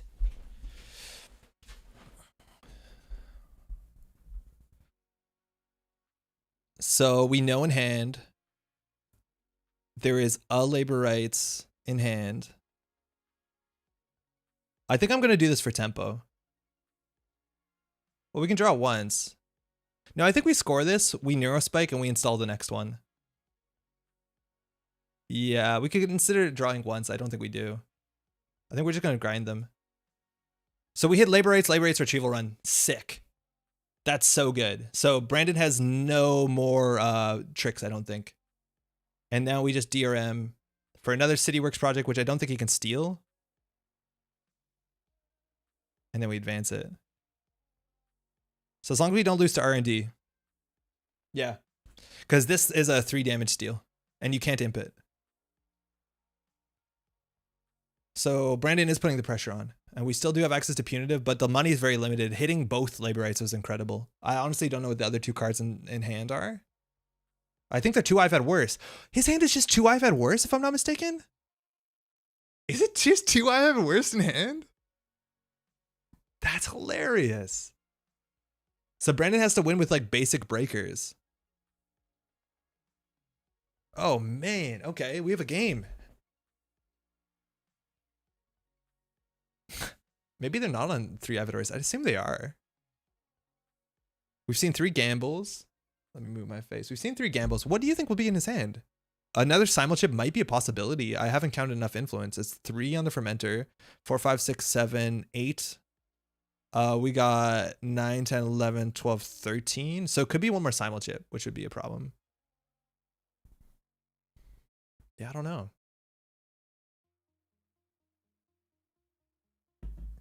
But Brandon has to steal 3 of 4 agendas in R&D, so it's going to be difficult. And one of them is, most of them are SDS, so you have to end up trashing probably your Fermenter. Which, again, the single punitive lane, so we can do mass comms into punitive if we're not pressured. So this is hard. Okay, that's good. That's the money we need for punitive. Okay. So again, one of these subroutines will fire unless Brandon wants to use the hive mind counter.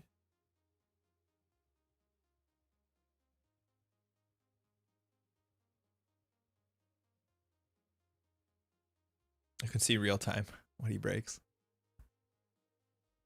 Okay, looks like we're gonna gain 3. Sick. And just another piece of ice on RD will be scary because then you need an actual breaker.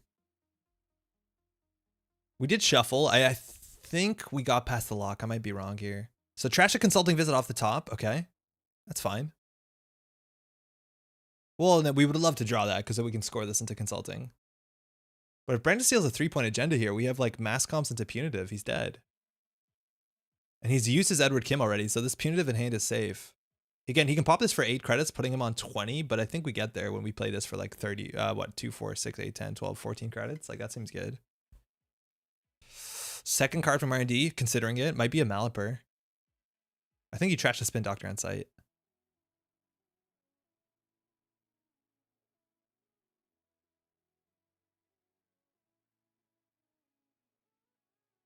And that's kind of the thing about this deck specifically, is it can't run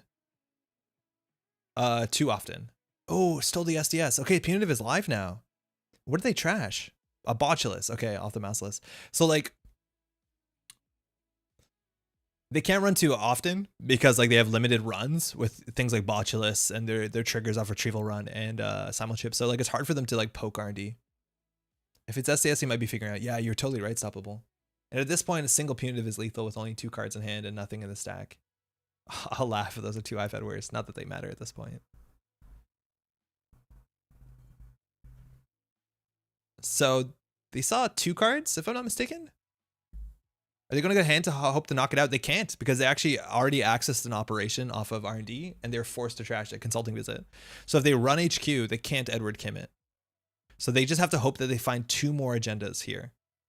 And again, it looks like the mouseless is going to fire, which is lethal. No, they have to break it. What are they going to do? They're going to Black Orchestra this? It's like 1 billion credits. Yeah, this seems very difficult. They could go run HQ and hope we have an agenda. That's like an option. But here they're going to see 3 cards, right? I don't know what Brandon's doing here. I don't know if they have the money, right? It's like 3 install, 3, 6. Okay. So they can break all but 1 subroutine. And that's all the money they have. Okay. We could lose this. Conduit's gonna see they've already got their trigger off of Napkari. No whammy. So they're getting their accesses off of R&D. That's it, 3 cards. Unseen. Unseen. So if this one's safe, we're safe. It looks like it might be an SDS during deployment. Brandon's thinking. Can't trash anything too, which helps us. I can't trash any of our trashables in our deck. Okay, unseen. We're safe. Oh, 4th card. Ooh, I did the math wrong.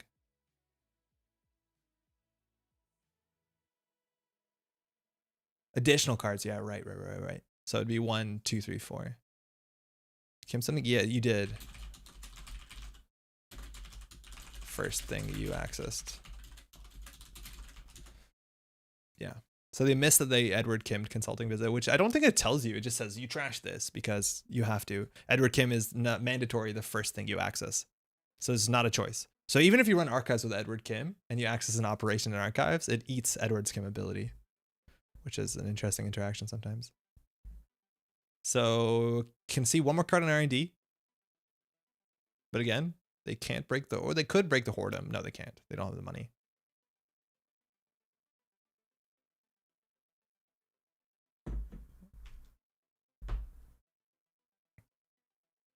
Pop Fermenter and do it 1 more time and pray. Yeah, that's the best you got here, right? Fermenter gives you what? 8 credits. You're at 9. This is 3, 6, 9. You can do it. They didn't steal or they trashed, so they only see 1 more card though. So it's impossible unless we play Government Takeover. Archives has 1 card in it. I don't know.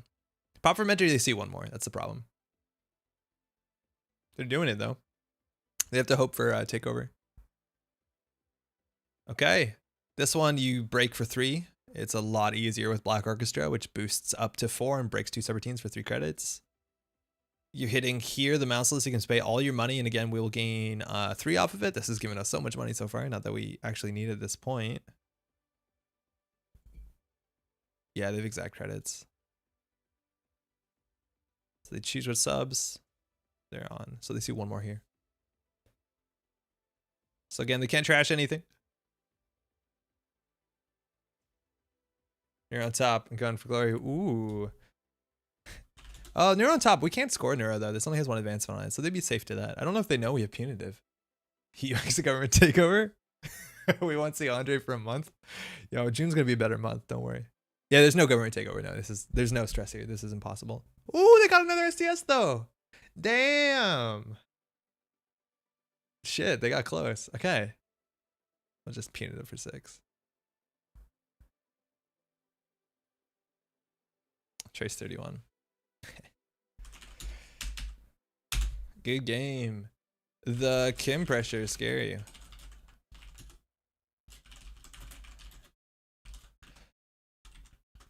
I think if you threaten Imp in this matchup,